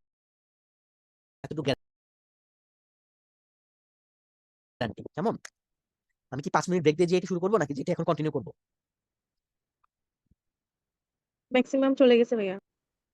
ম্যাক্সিমাম প্রেজেন্ট নাই না? আচ্ছা, আমি জিআইটিটা যেই প্রবলেমগুলো আমার কাছে অ্যারাইজ করছে, আমি এই জিনিসগুলো একটু দেখাই জিআইটিতে। সো আশা করি ইনশাআল্লাহ হেল্পফুল হবে, পরে দেখলো কেমন? আমি জাস্ট ওইগুলো টান দিয়ে যাই। দেখেন, জিআইটির এক্সটেনশন নিয়ে আমাদের যদি বলে মাউথ টু অ্যানাস, আমরা বলতে পারি জিআইটির এক্সটেনশনটা এটা আমাকে, এখানে আসি আমরা, দাঁড়ান, ডাইজেস্টিভ গ্ল্যান্ডে চলে আসি। ডাইজেস্টিভ গ্ল্যান্ড অনেকগুলো আছে, salivary gland, liver, pancreas, gallbladder এবং আলাদা ডাইজেস্টিভ ট্র্যাক্টের মধ্যে থাকে। Functions of the digestive tract আপনাদের শীটেই দেওয়া আছে, আপনি পড়তে পারবেন। যে জিনিসটা আমার দরকার, যে আমি বলতেছিলাম যে local hormone of the GIT, local hormone কথাটার অর্থ হচ্ছে লোকালি যারা কাজ করে। সো জিআইটির যে হরমোনগুলো আমার লোকালি কাজ করে, মানে যেখানে সাইট অফ অ্যাকশন ওইখানে ওর সিক্রেশন একই জায়গায়, তাকে আমরা ব্রড হেডিং এ দুইটা ক্লাসিফাই করতে পারি, যে একটা হচ্ছে সিক্রেটিন ফ্যামিলি, একটা হচ্ছে আপনার গ্যাস্ট্রিন ফ্যামিলি। সো এই দুই ভাবের মধ্যে আমাদের আর কিছু নেচার আছে লোকাল হরমোনের, যে এটা হচ্ছে পেপটাইডিন নেচার, অ্যাক্টস উইথাউট আপনার সেকেন্ড মেসেঞ্জার, এবং এরা হচ্ছে আপনার প্যারাক্রাইন ফ্যাশনে কাজ করে। প্যারাক্রাইন কথাটা নিচে দাগ দেন, অ্যাক্ট ভায়া প্যারাক্রাইন নেচার, প্যারাক্রাইন ফ্যাশনে কাজ করে, ঠিক আছে? এই জিনিসটা একটু দাগায় রাখেন, যে দেখেন প্যারাক্রাইন ফ্যাশনে কাজ করে। প্যারাক্রাইন ফ্যাশন মানে কি আমার, যে যেখানে কাজ করতেছে এই জায়গাতেই ওর সিক্রেশনটা হচ্ছে, sorry, that is called the paracrine manner বা প্যারাক্রাইন ফ্যাশন। কেমন? এটা একটু দাগায় রাখেন, এবং এটা সেকেন্ড মেসেঞ্জার দরকার হয় না। সো দেখেন, আমি একটা কথা বলছিলাম যে একটা আমার হরমোন আছে যেটাকে আমরা বলতেছিলাম যে নিউরো এন্ডোক্রাইন হরমোন, এই লাস্টের যে কথাটা। সো এটা হচ্ছে আমার একটা নাম লিখে রাখেন, ভিআইপি বা ভ্যাসোঅ্যাক্টিভ ইন্টেস্টাইনাল পলিপেপটাইড যে হরমোনটা, এটা হচ্ছে আমার নিউরো এন্ডোক্রাইন হরমোন হিসেবে কাজ করে। ক্লাসিফিকেশনটা বললাম আপনারা দুই ভাগে ভাগ করে। গাট হরমোনের এটা হচ্ছে কাজগুলো আমি আজকে ডিসক্রাইব করতেছি না। সো যদি কারো প্রবলেম হয় বুঝতে, ফাংশন করে, এটা আমি ইউজুয়ালি একটা ছবি দিয়ে আইকা বুঝাই, বাট এখন যেহেতু পার্টিসিপেন্ট কমে গেছে, সো আমি এটা রিপিট করলাম না। ফাংশনটা ভালো করে পড়বেন, ইনফিনিটি স্টার ফাংশনটা ভালো করে পড়বেন। ফাংশনটা থেকে যে কোনটা বাড়ায় কমায় জিনিসটা পড়তে হবে, স্পেশালি গ্যাস্ট্রিন, সিক্রেটিন, কোলিসিস্টোকাইনিন, এটা ভালো করে পড়বেন। ওকে, গ্যাস্ট্রিনের ক্ষেত্রে আপনার ফাংশনটা তো আমি আগেই বললাম, এবং এটার সাইড অফ অ্যাকশনটা পড়বেন যে এলওএস মানে ইসোফেগাসের মধ্যে কি করে, লোয়ার ইসোফেজিয়াল যে স্ফিনক্টার থাকে ওটার উপরেও কাজ করে, এটা জানবেন। আচ্ছা, গ্যাস্ট্রিক সিক্রেশনটা বাড়ায় কিগুলা, কমায় কোনগুলা, এটা ইনফিনিটি স্টার। এই বক্সটাকে ইনফিনিটি স্টার দিবেন ভালো করে পড়ার জন্য। আর এটা হচ্ছে দরকার নাই আপনাদের, প্রিভিয়াস ইয়ার আপাতত না দেখাই, এটা ফাংশনগুলো দেখাইছে এখানে, আমি ইয়াতে চলে যাই। হ্যাঁ, এইটাতে চলে যাই। দেখেন, সোমাটোস্টেটিনকে আমি বলছিলাম কি ইউনিভার্সাল ইনহিবিটর, তাই না? এই সোমাটোস্টেটিনের ফাংশনটা আপনাদের আগামী 2026 সালের পরীক্ষার জন্য ইনফিনিটি স্টার। এটার ফাংশনগুলো খুব ভালো করে পড়তে হবে, ঠিক আছে? যে আপনার এটাকে কন্ট্রাক্ট করে, ইনহিবিট করে, এবং যে সোর্স এটা হচ্ছে ডি সেল, প্যানক্রিয়াসের আইলেটসের যে ডি সেল, এখান থেকে সোমাটোস্টেটিনটা, সোমাটোস্টেটিন আর সোমাটোমেডিন দুটো কিন্তু সেম জিনিসটা, মনে রাখবেন, ঠিক আছে? সোমাটোমেডিনের মধ্যে অনেকগুলো আছে, IGF-1 আছে, 2 আছে, অনেক কিছু আছে, বাট সোমাটোস্টেটিনটা ব্রড হেডিং এ বলা হয় ইউনিভার্সাল ইনহিবিটর। এটা একটা আপনার ওই ইয়ার চার্ট, বেলিয়ান ল্যাব থেকে নেওয়া, এটা দেখতে পারেন যারা সার্জারি ফ্যাকাল্টি, শুধুমাত্র তারা। ওই মুদ্রা কথাগুলো কি কাজ করে না করে এগুলাই, নতুন কিছু না। আচ্ছা, এইটার একটা আপনি স্ক্রিনশট রাখবেন সব ফ্যাকাল্টির জন্য, ঠিক আছে? এটা ইনফিনিটি স্টার। এটা বলছে যে প্যানক্রিয়াসের উপরে আমার কোন কোন লোকাল হরমোনগুলো কাজ করে, মনে রাখবেন। সিক্রেটিন আর কোলিসিস্টোকাইনিন দুইটাই আমার প্যানক্রিয়াসের উপরে কাজ করে। সিক্রেটিনের একটা স্পেশাল ক্রাইটেরিয়া হচ্ছে কি, এইটা hydrolytic type of secretion. Hydrolytic type মানে হচ্ছে এর মধ্যে পানির পরিমাণ বেশি, এবং এটা হচ্ছে আমার বাইকার্বনেট রিচ থাকে সিক্রেটিন, ঠিক আছে? আর যেটা কোলিসিস্টোকাইনিন, ওটাকে বলা হয় একবলিক টাইপ অফ সিক্রেশন। সো মনে রাখবেন, E4E একবলিক সিক্রেশন হচ্ছে সবসময় এনজাইম রিচ হবে। তাহলে enzyme rich ecbolic type of secretion এমন একটা হরমোন যদি জিজ্ঞেস করে, অ্যান্সার হবে আপনার কোলিসিস্টোকাইনিন। আচ্ছা, এটা স্ক্রিনশট রাখবেন আপনারা, এটা একটা ইনফিনিটি স্টার আপনাদের জন্য, যে কোন কোন লোকাল হরমোনগুলো, এগুলো শীটে নাই কিন্তু, শীটের বাইরের কথা, যে কোন কোন লোকাল হরমোনগুলো আপনার স্টোমাকে কাজ করে, ঠিক আছে? সো এটার মধ্যে নাম হচ্ছে গ্যাস্ট্রিন, সোমাটোস্টেটিন, কোলিসিস্টোকাইনিন, সিক্রেটিন, জিআইপি, ভিআইপি আর ঘ্রেলিন। আমি দুইটা জায়গায় দাগ দিছি কিন্তু, ঘ্রেলিন এবং গ্যাস্ট্রিন, এই দুই জায়গায় আপনারা কনফিউজড বা প্যাচ লাগে বেশি, সো এই দুই জায়গাটা ভালো করে দেখাবেন। আর কোন কোন হরমোন, আমি যে লাল দাগ দিছিলাম, যে কোন কোন হরমোনগুলো স্টোমাকে কাজ করে এবং আপনার হাইড্রোক্লোরিক অ্যাসিডের সিক্রেশন বাড়ায়, লাল দাগ দিছিলাম না এখানে, তার মানে এই দুইটা লোকাল হরমোন স্টোমাকের উপরে কাজ করে এবং হাইড্রোক্লোরিক অ্যাসিডের সিক্রেশনও বাড়ায় দেয়। সো গ্যাস্ট্রিন আর ঘ্রেলিনটা ভালো করে দেখান। আর কোন কোনগুলো কমাবে, 5টা নাম একদম টোটস্থ, মুখস্থ, কণ্ঠস্থ, ভালো করে লিখবেন। আচ্ছা, তারপরে গ্যাস্ট্রিক এমটিং এর একটা ফ্যাক্টর আছে, যে কোন কোন ফ্যাক্টরগুলো গ্যাস্ট্রিক এমটিং বাড়ায় এবং কমায়। এটা একটা ইনফিনিটি স্টার বক্স, আপনাদের শীটে নাই, আপনার লেকচারের বাইরে, আপনার এটা স্ক্রিনশট রাখেন। মনে রাখবেন, আমরা যখন ইমোশনালি আপনার যখন কি বলবো যে ডিপ্রেস থাকি, তখন কিন্তু আমাদের পেট তাড়াতাড়ি খালি হয় এবং দ্রুত ক্ষুধা লাগে। দেখবেন যে ডিপ্রেশনে থাকলে আমরা বলি না বেশি মোটা হয়, ডিপ্রেশনে থাকলে মানুষ বেশি খায়। কেন বেশি খায়? কারণ তার গ্যাস্ট্রিক এমটিংটা যখন বেড়ে যায়, তার ফুড আসা মাত্রই গ্যাস্ট্রিক এমটিং হয়ে যায়, এই জন্য। ওকে, কোন কোনগুলো গ্যাস্ট্রিক মোটিলিটি বাড়ায় কমায় স্মল ইন্টেস্টাইনের ক্ষেত্রে, এটা স্ক্রিনশট রাখতে পারেন, আপনাদের শীটে এগুলো নাই, আমি আপনাদের জন্য এগুলো নিয়ে আসছি। লার্জ ইন্টেস্টাইন একটা দাগায় রাখেন, স্ক্রিনশট নিয়েন। তারপর ডাইজেস্টিভ জুস, ডাইজেস্টিভ জুসের ক্ষেত্রে মনে রাখবেন যে প্রত্যেকটা পিএইচ এর ডেইলি ভলিউম পড়তে হবে, পিএইচ কত কার এবং ডেইলি ভলিউম কত কার, এটা খুব ভালো করে পড়বেন, ঠিক আছে? স্পেশালি কোন ডাইজেস্টিভ জুসের পিএইচ সবচেয়ে বেশি, সবচেয়ে কম, এটা মনে রাখবেন। তো সবচেয়ে কম হচ্ছে অবশ্যই গ্যাস্ট্রিক সিক্রেশনের, কারণ এটা সবচেয়ে বেশি অ্যাসিডিক, এটা 1 to 3.5। আর যদি বলে ডেইলি সিক্রেশন কার সবচেয়ে বেশি, তাহলে মনে রাখবেন যে স্মল ইন্টেস্টাইনাল সিক্রেশন, এসবি এর কথা বলতেছি, এর ডেইলি ভলিউম সবচেয়ে বেশি ডাইজেস্টিভ জুস হিসাবে। স্যালাইভার ফাংশন, এটা আপনারা পারেন, আমি রিক্যাপ শুরু করলাম না। স্যালাইভার ক্ষেত্রে একটা স্পেশালিটি হচ্ছে অসমোলাইটির ক্ষেত্রে, ও হচ্ছে হাইপোসমোলারিটিক হয়, ঠিক আছে? আলোর হচ্ছে কালারলেস থাকে স্যালাইভাটা। এর এনজাইমের নামগুলো পড়বেন, এবং এখানে পড়তে হবে যে কি কি স্যালাইভারি গ্ল্যান্ড আছে। 3টা স্যালাইভারি গ্ল্যান্ড থাকে, আমি যদি আমার নিজের ছবি দিয়ে দেখাই বা নিজের ফেস দিয়ে দেখানোর ট্রাই করি। আল্লাহ, আপনাদের পার্টিসিপেন্ট কমতে কমতে 5 জনে নেমে আসছে, এটা তো খুবই দুঃখজনক। এখন কয়টা বাজে? 11:15। 5 জন মাত্র নেমে গেছে, এটা তো খুবই দুঃখজনক। আপনাদের আমি আর ভাবছিলাম সমস্যা থাকলে সলভ করে দিব, তো ভালো হতো তাহলে। আচ্ছা, এটা আমি আগে শেষ করে নেই। আচ্ছা, যারা 5 জন আছেন, আপনাদের আর কোনো রিভিউ ক্লাসে আর কোনোটা রিভিউ দরকার, যেমন এন্ডোক্রাইন আর আপনার জিপিএসপি আমি একটা রিভিউ শুনছিলাম যে দরকার ছিল, ওই জন্য এটা পড়াই দিছি। আর কোনোটা রিভিউ দরকার আছে আপনাদের? যে ভাই আপুরা আছেন বলতে পারেন, আমি পড়াই দিব, কোনো সমস্যা নাই। আচ্ছা, এটা শেষ করি। 3টা গ্ল্যান্ডের কথা বলতেছিলাম, প্যারোটিড, সাবম্যান্ডিবুলার এবং সাবলিঙ্গুয়াল, জিহ্বার নিচে যেটা থাকে। সো এটা আপনারা যেটা পড়বেন যে সিক্রেশনের টাইপটা পড়বেন, এর মধ্যে একমাত্র সাবম্যান্ডিবুলার গ্ল্যান্ড যেটা, এর সবচেয়ে বেশি সিক্রেশন করে এবং এর কন্ট্রিবিউশন হচ্ছে কিন্তু 70%, এবং এটা একটা মিক্স টাইপ অফ গ্ল্যান্ড, এটা এসবি এর জন্য দেখা। এটা একটা স্ক্রিনশট নিয়ে রাখবেন, বাইরে কোনো এনজাইম নাই, তারপর এটা একটা ডাইজেস্টিভ জুস, এবং স্যালাইভাতে কোনো প্রোটিওলাইটিক নাই, গ্যাস্ট্রিক জুসে কোনো অ্যামাইলোলাইটিক নাই। আচ্ছা, সিক্রেশনটা এটা দরকার নাই। গ্যাস্ট্রিক জুসের কম্পোজিশন এটা দেখাবেন, যে কোন সেলটা কোন টাইপ অফ সিক্রেশন করে। স্পেশালি আপনারা যেটা দেখাবেন সেটা হচ্ছে মিউকাস নেক্স সেল, ঠিক আছে? এবং আমাদের এন্ডোক্রোমাফিন সেল থেকে হিস্টামিন রিলিজ হয়, এটা পরীক্ষায় আসে অনেক সময়, কেমন? এটা দেখা রেখেন। আচ্ছা, regulation of gastric juice secretion দুইভাবে হতে পারে, হরমোনাল নিউরাল, এটা দরকার নাই আপাতত। আচ্ছা, গ্যাস্ট্রিক মিউকোজাল ব্যারিয়ারটা পড়বেন, একটা স্ক্রিনশট রাখেন। এটা বলতে বুঝায় আমাদের তো অলওয়েজ স্টোমাক থেকে সবসময় গ্যাস্ট্রিক জুস বের হচ্ছে, তাই না? তো এই গ্যাস্ট্রিক জুসটা তো আমি জানি যে হাইড্রোক্লোরিক অ্যাসিড বা একটা অ্যাসিডিক নেচার। তো অ্যাসিডিক নেচার হওয়ার পরেও এটা কেন আমার আমার স্টোমাককে ড্যামেজ করতেছে না? এটার কারণ হচ্ছে আমাদের একটা গ্যাস্ট্রিক মিউকোজাল ব্যারিয়ার থাকে। তো এই ব্যারিয়ারের এই যে ছবিটা দেখবেন এবং এটার কম্পোজিশন পড়বেন। প্যানক্রিয়াটিক জুসের 2টা টাইপ থাকে, আমি আগেই বলছি যে একটা একবলিক টাইপ হয়, একটা হচ্ছে আপনার হাইড্রোলাইটিক টাইপ হয়। যেটা একবলিক সেটা এনজাইম রিচ, হাইড্রোলাইটিকটা হচ্ছে আপনার বাইকার্বনেট রিচ বা ওয়াটার অনেক সময় থাকে, ঠিক আছে? এর টাইপটা পড়বেন, এটা ইনফিনিটি স্টার, ট্রিপল স্টার যদিও দেওয়া হয়েছে, বাট এটা একটা ইনফিনিটি স্টার টপিক, এটা ভালো করে দেখেন, কেমন? আচ্ছা, তারপরে যে এনজাইম দরকার নাই এখন, বাইলে থেকে পড়বেন যে গল ব্লাডার বাইল লিভার বাইলের যে ডিফারেন্স, এটা পরীক্ষা অনেক সময় ডিপ্লোমাতে দেয়, সরি রেসিডেন্সিতে দেয়, যেহেতু রেসিডেন্সিতে দেয় তো ডিপ্লোমার জন্য এটা ইম্পর্টেন্ট, এটা ভালো করে একটু দেখবেন, কেমন? এই দুটো বাইলের পার্থক্য। পাথওয়েটা দেখবেন, আপনারা পারেন আমি জানি, লিভার বাইলা গল ব্লাডার বাইলের, খুব ভালো করে দেখেন। ফাংশনটা একবার করে দেখবেন। আর এটা লাগবে, এটা ইনফিনিটি স্টার, যে বাইল অ্যাসিড এর 2টা টাইপ আছে, প্রাইমারি বাইল অ্যাসিড আর secondary bile acid. Primary bile acid তৈরি হয় কোলিক অ্যাসিড থেকে, কোলিক অ্যাসিড এবং ডিকোলিক অ্যাসিড, আর সেকেন্ডারিটা তৈরি হয় মূলত হচ্ছে product of the primary bile acid. So নামগুলো পড়বেন, ডিঅক্সিকোলিক অ্যাসিড যেটা তৈরি হচ্ছে আপনার কোলিক অ্যাসিড থেকে, লিথোকোলিক অ্যাসিড সেটা আবার তৈরি হয় কেনো ডিঅক্সিকোলিক অ্যাসিড থেকে। সো এটা ভালো করে পড়বেন, ইনফিনিটি স্টার। আচ্ছা, এরপরে বাইল সল্ট, বাইল অ্যাসিড আমরা পড়ছি এতক্ষণ, যে প্রাইমারি সেকেন্ডারি। আর বাইল সল্টের আবার 4টা টাইপ আছে, একটা সোডিয়াম টরোকোলেট, একটা পটাশিয়াম টরোকোলেট, একটা সোডিয়াম গ্লাইকোলেট এবং একটা হচ্ছে পটাশিয়াম গ্লাইকোলেট, এই 4টা নাম পড়বেন। বাইল পিগমেন্ট কারা বলেন তো? যে ভাইয়া পুরো আছে বলেন, what are the bile pigments? আচ্ছা, আমার কাছে প্রশ্ন আসছে ভাইয়া, একটু সিবিএস এর স্লাইড গুলো দেখায়। আচ্ছা, আমি এরপরে তাহলে সিবিএস টা দেখাবো, আমি রেনাল্ট তো নিছি, নার্ভাস আশা করি কারো প্রবলেম নাই, যেহেতু ওয়ান ভাই নিছে, ব্লাডটা তো প্রবলেম থাকার কথা না, আমি সিবিএস টা দেখাবো, ঠিক আছে? আচ্ছা, বাইলটাকে কেন আমরা একটা ডাইজেস্টিভ জুস বলি? ও বাইল পিগমেন্টের কথা বলতেছিলাম, বিলিভার্ডিন, বিলিরুবিন, এই নামগুলো তো শুনছেন আপনারা, বিলিভার্ডিন, বিলিরুবিন এগুলো হচ্ছে পিগমেন্ট। আচ্ছা, ইমালসিফিকেশন আর মাইসিলি একবার করে দেখেন, অতটা ইম্পর্টেন্ট না। এন্ড প্রোডাক্ট গুলো পড়তে হবে আপনার, ঠিক আছে? সোর্স আর এন্ড প্রোডাক্ট, যে কোনটা কি সোর্স এবং এন্ড প্রোডাক্ট, এই যে এটা সেটা আছে আপনাদের, সমস্যা না। এই বক্সটা ভালো করে পড়বেন, ঠিক আছে? একদম ট্রিপল স্টার দিয়ে রাখেন, এই বক্সটা যদি এখানে ঝাপসা দেখাচ্ছে, আর আপনাদের শীতেও আছে, জ্ঞানেও আছে, এই বক্সটা ভালো করে দেখেন। আচ্ছা, গ্লুকোজ জিপির 2টার ক্ষেত্রে পড়বেন। এই পার্থক্যটা একটা ইনফিনিটি স্টার পার্থক্য। যে আমরা ফ্যাট আর লিপিড বলতে দুইটা একই জিনিস বুঝি, বাট মনে রাখবেন যে ফ্যাটের এন্ড প্রোডাক্ট হচ্ছে ফ্যাটি অ্যাসিড আর গ্লাইসেরল, লিপিডের ক্ষেত্রে হচ্ছে আরো দুইটা অ্যাড হবে, কোলেস্টেরল এবং লাইসোফসফোলিপিড, এটা হচ্ছে লিপিডের এন্ড প্রোডাক্ট, এটা ভালো করে দেখেন। আর ভিটামিনের পার্থক্যটা একটু দেখবেন, এটা বক্সটা টার্মিনাল এলিমেন্ট কি কি রিঅ্যাবজর্ব করে আমরা ভিটামিন বি সবাই জানি। ভিটামিন বি 12 এর বাইরে আরো দুইটা আছে, বাইল সল্ট এবং বাইল অ্যাসিড, এটা পড়বে। তবে এটা প্রিভিয়াস ইয়ারের কোশ্চেন ছিল রেসিডেন্সিতে, যে terminal ileum main source of absorption site হিসেবে কিসের কাজ করে, বাইল সল্ট এবং ভিটামিন। লিভার জংশন এগুলা ক্লিনিক্যাল কোশ্চেন, তো যেটি থেকে আশা করি আর সমস্যা নাই।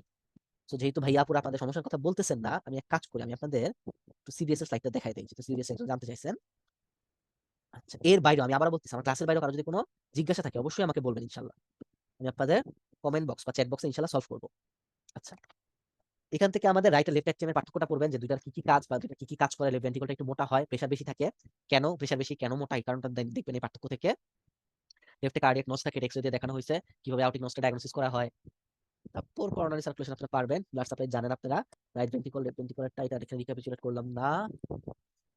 আচ্ছা, এসি নোডে সাপ্লাই রাইট করোনারি আর্টারি দিয়ে পাই হচ্ছে এসি নোডে 60%, এসবিএ তে আসে আপনাদের প্রায়, আর এবি নোড পাই হচ্ছে 90%, ম্যাক্সিমামটা, ঠিক আছে। বাকিগুলো দেয় হচ্ছে লেফট করোনারি আর্টারি। এটা দেখবেন যে ক্রোনোটপিক আর আয়োনোটপিক এফেক্ট কি।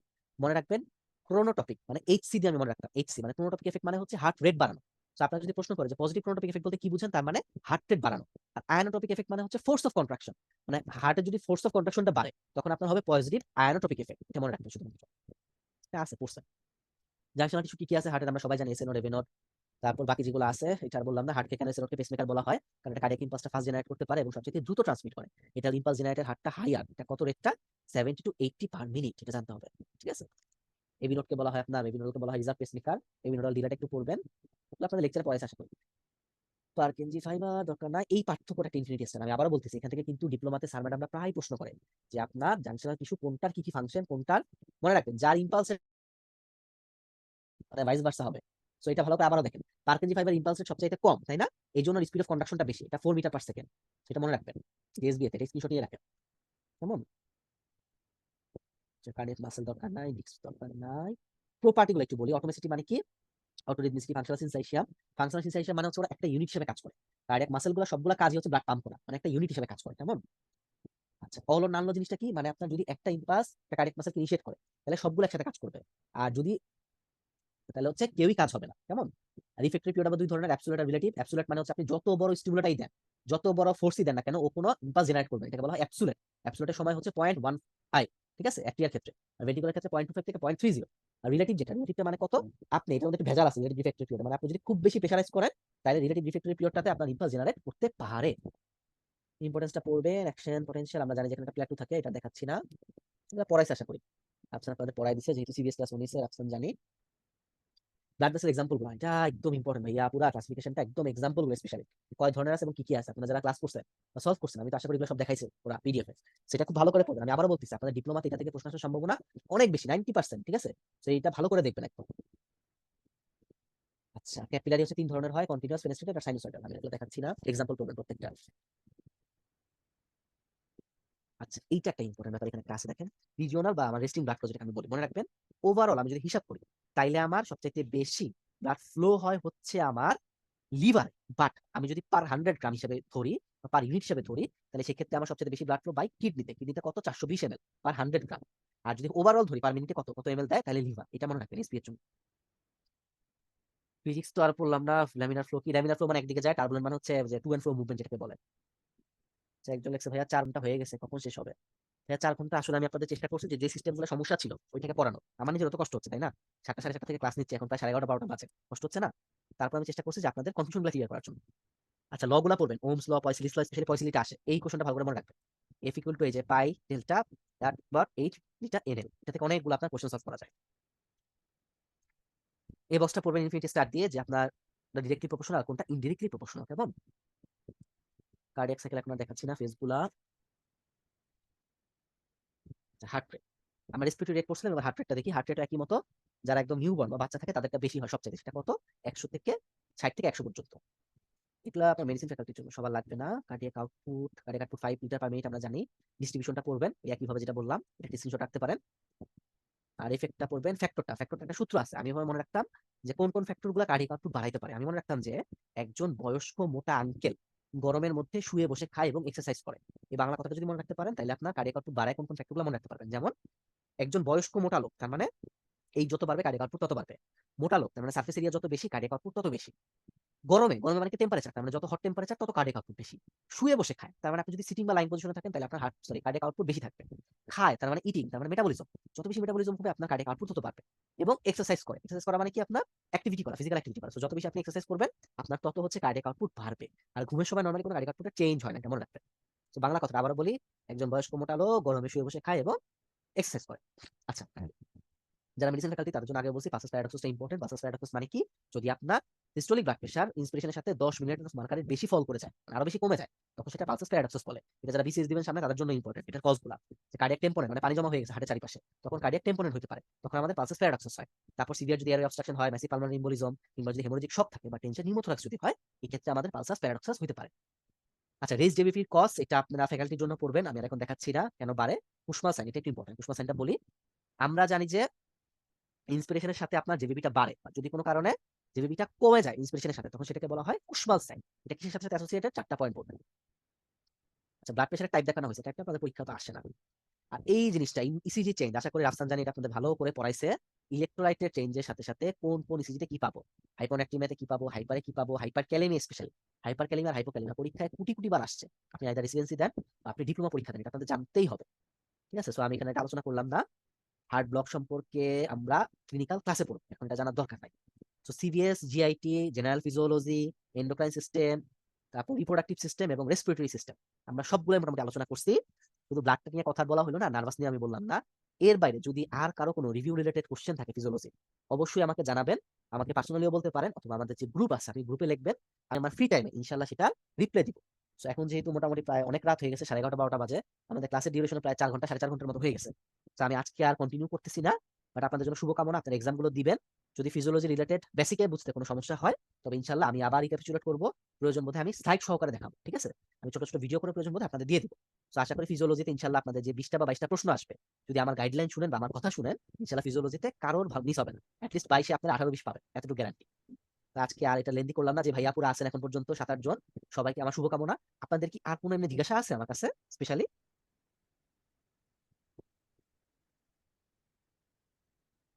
আচ্ছা, যদি জিজ্ঞাসা না থাকে তাহলে আমি আজকাল লেন্দি করলাম না, অলরেডি অনেক সময় হয়ে গেছে। আবারও ধন্যবাদ যে ভাইয়া পুরা ছিলেন। তো ইনশাল্লাহ আবার দেখা হবে আমাদের ফিজিওলজি রিলেটেড কোনো সমস্যা নিয়ে, বা যদি কোনো প্রবলেম থাকে। সেই পর্যন্ত সবাইকে শুভকামনা এবং আসসালামু আলাইকুম। সবাই ভালোভাবে পড়েন, আল্লাহ সবাইকে সফল করুন। খোদা হাফেজ। থ্যাংক ইউ ভাইয়া।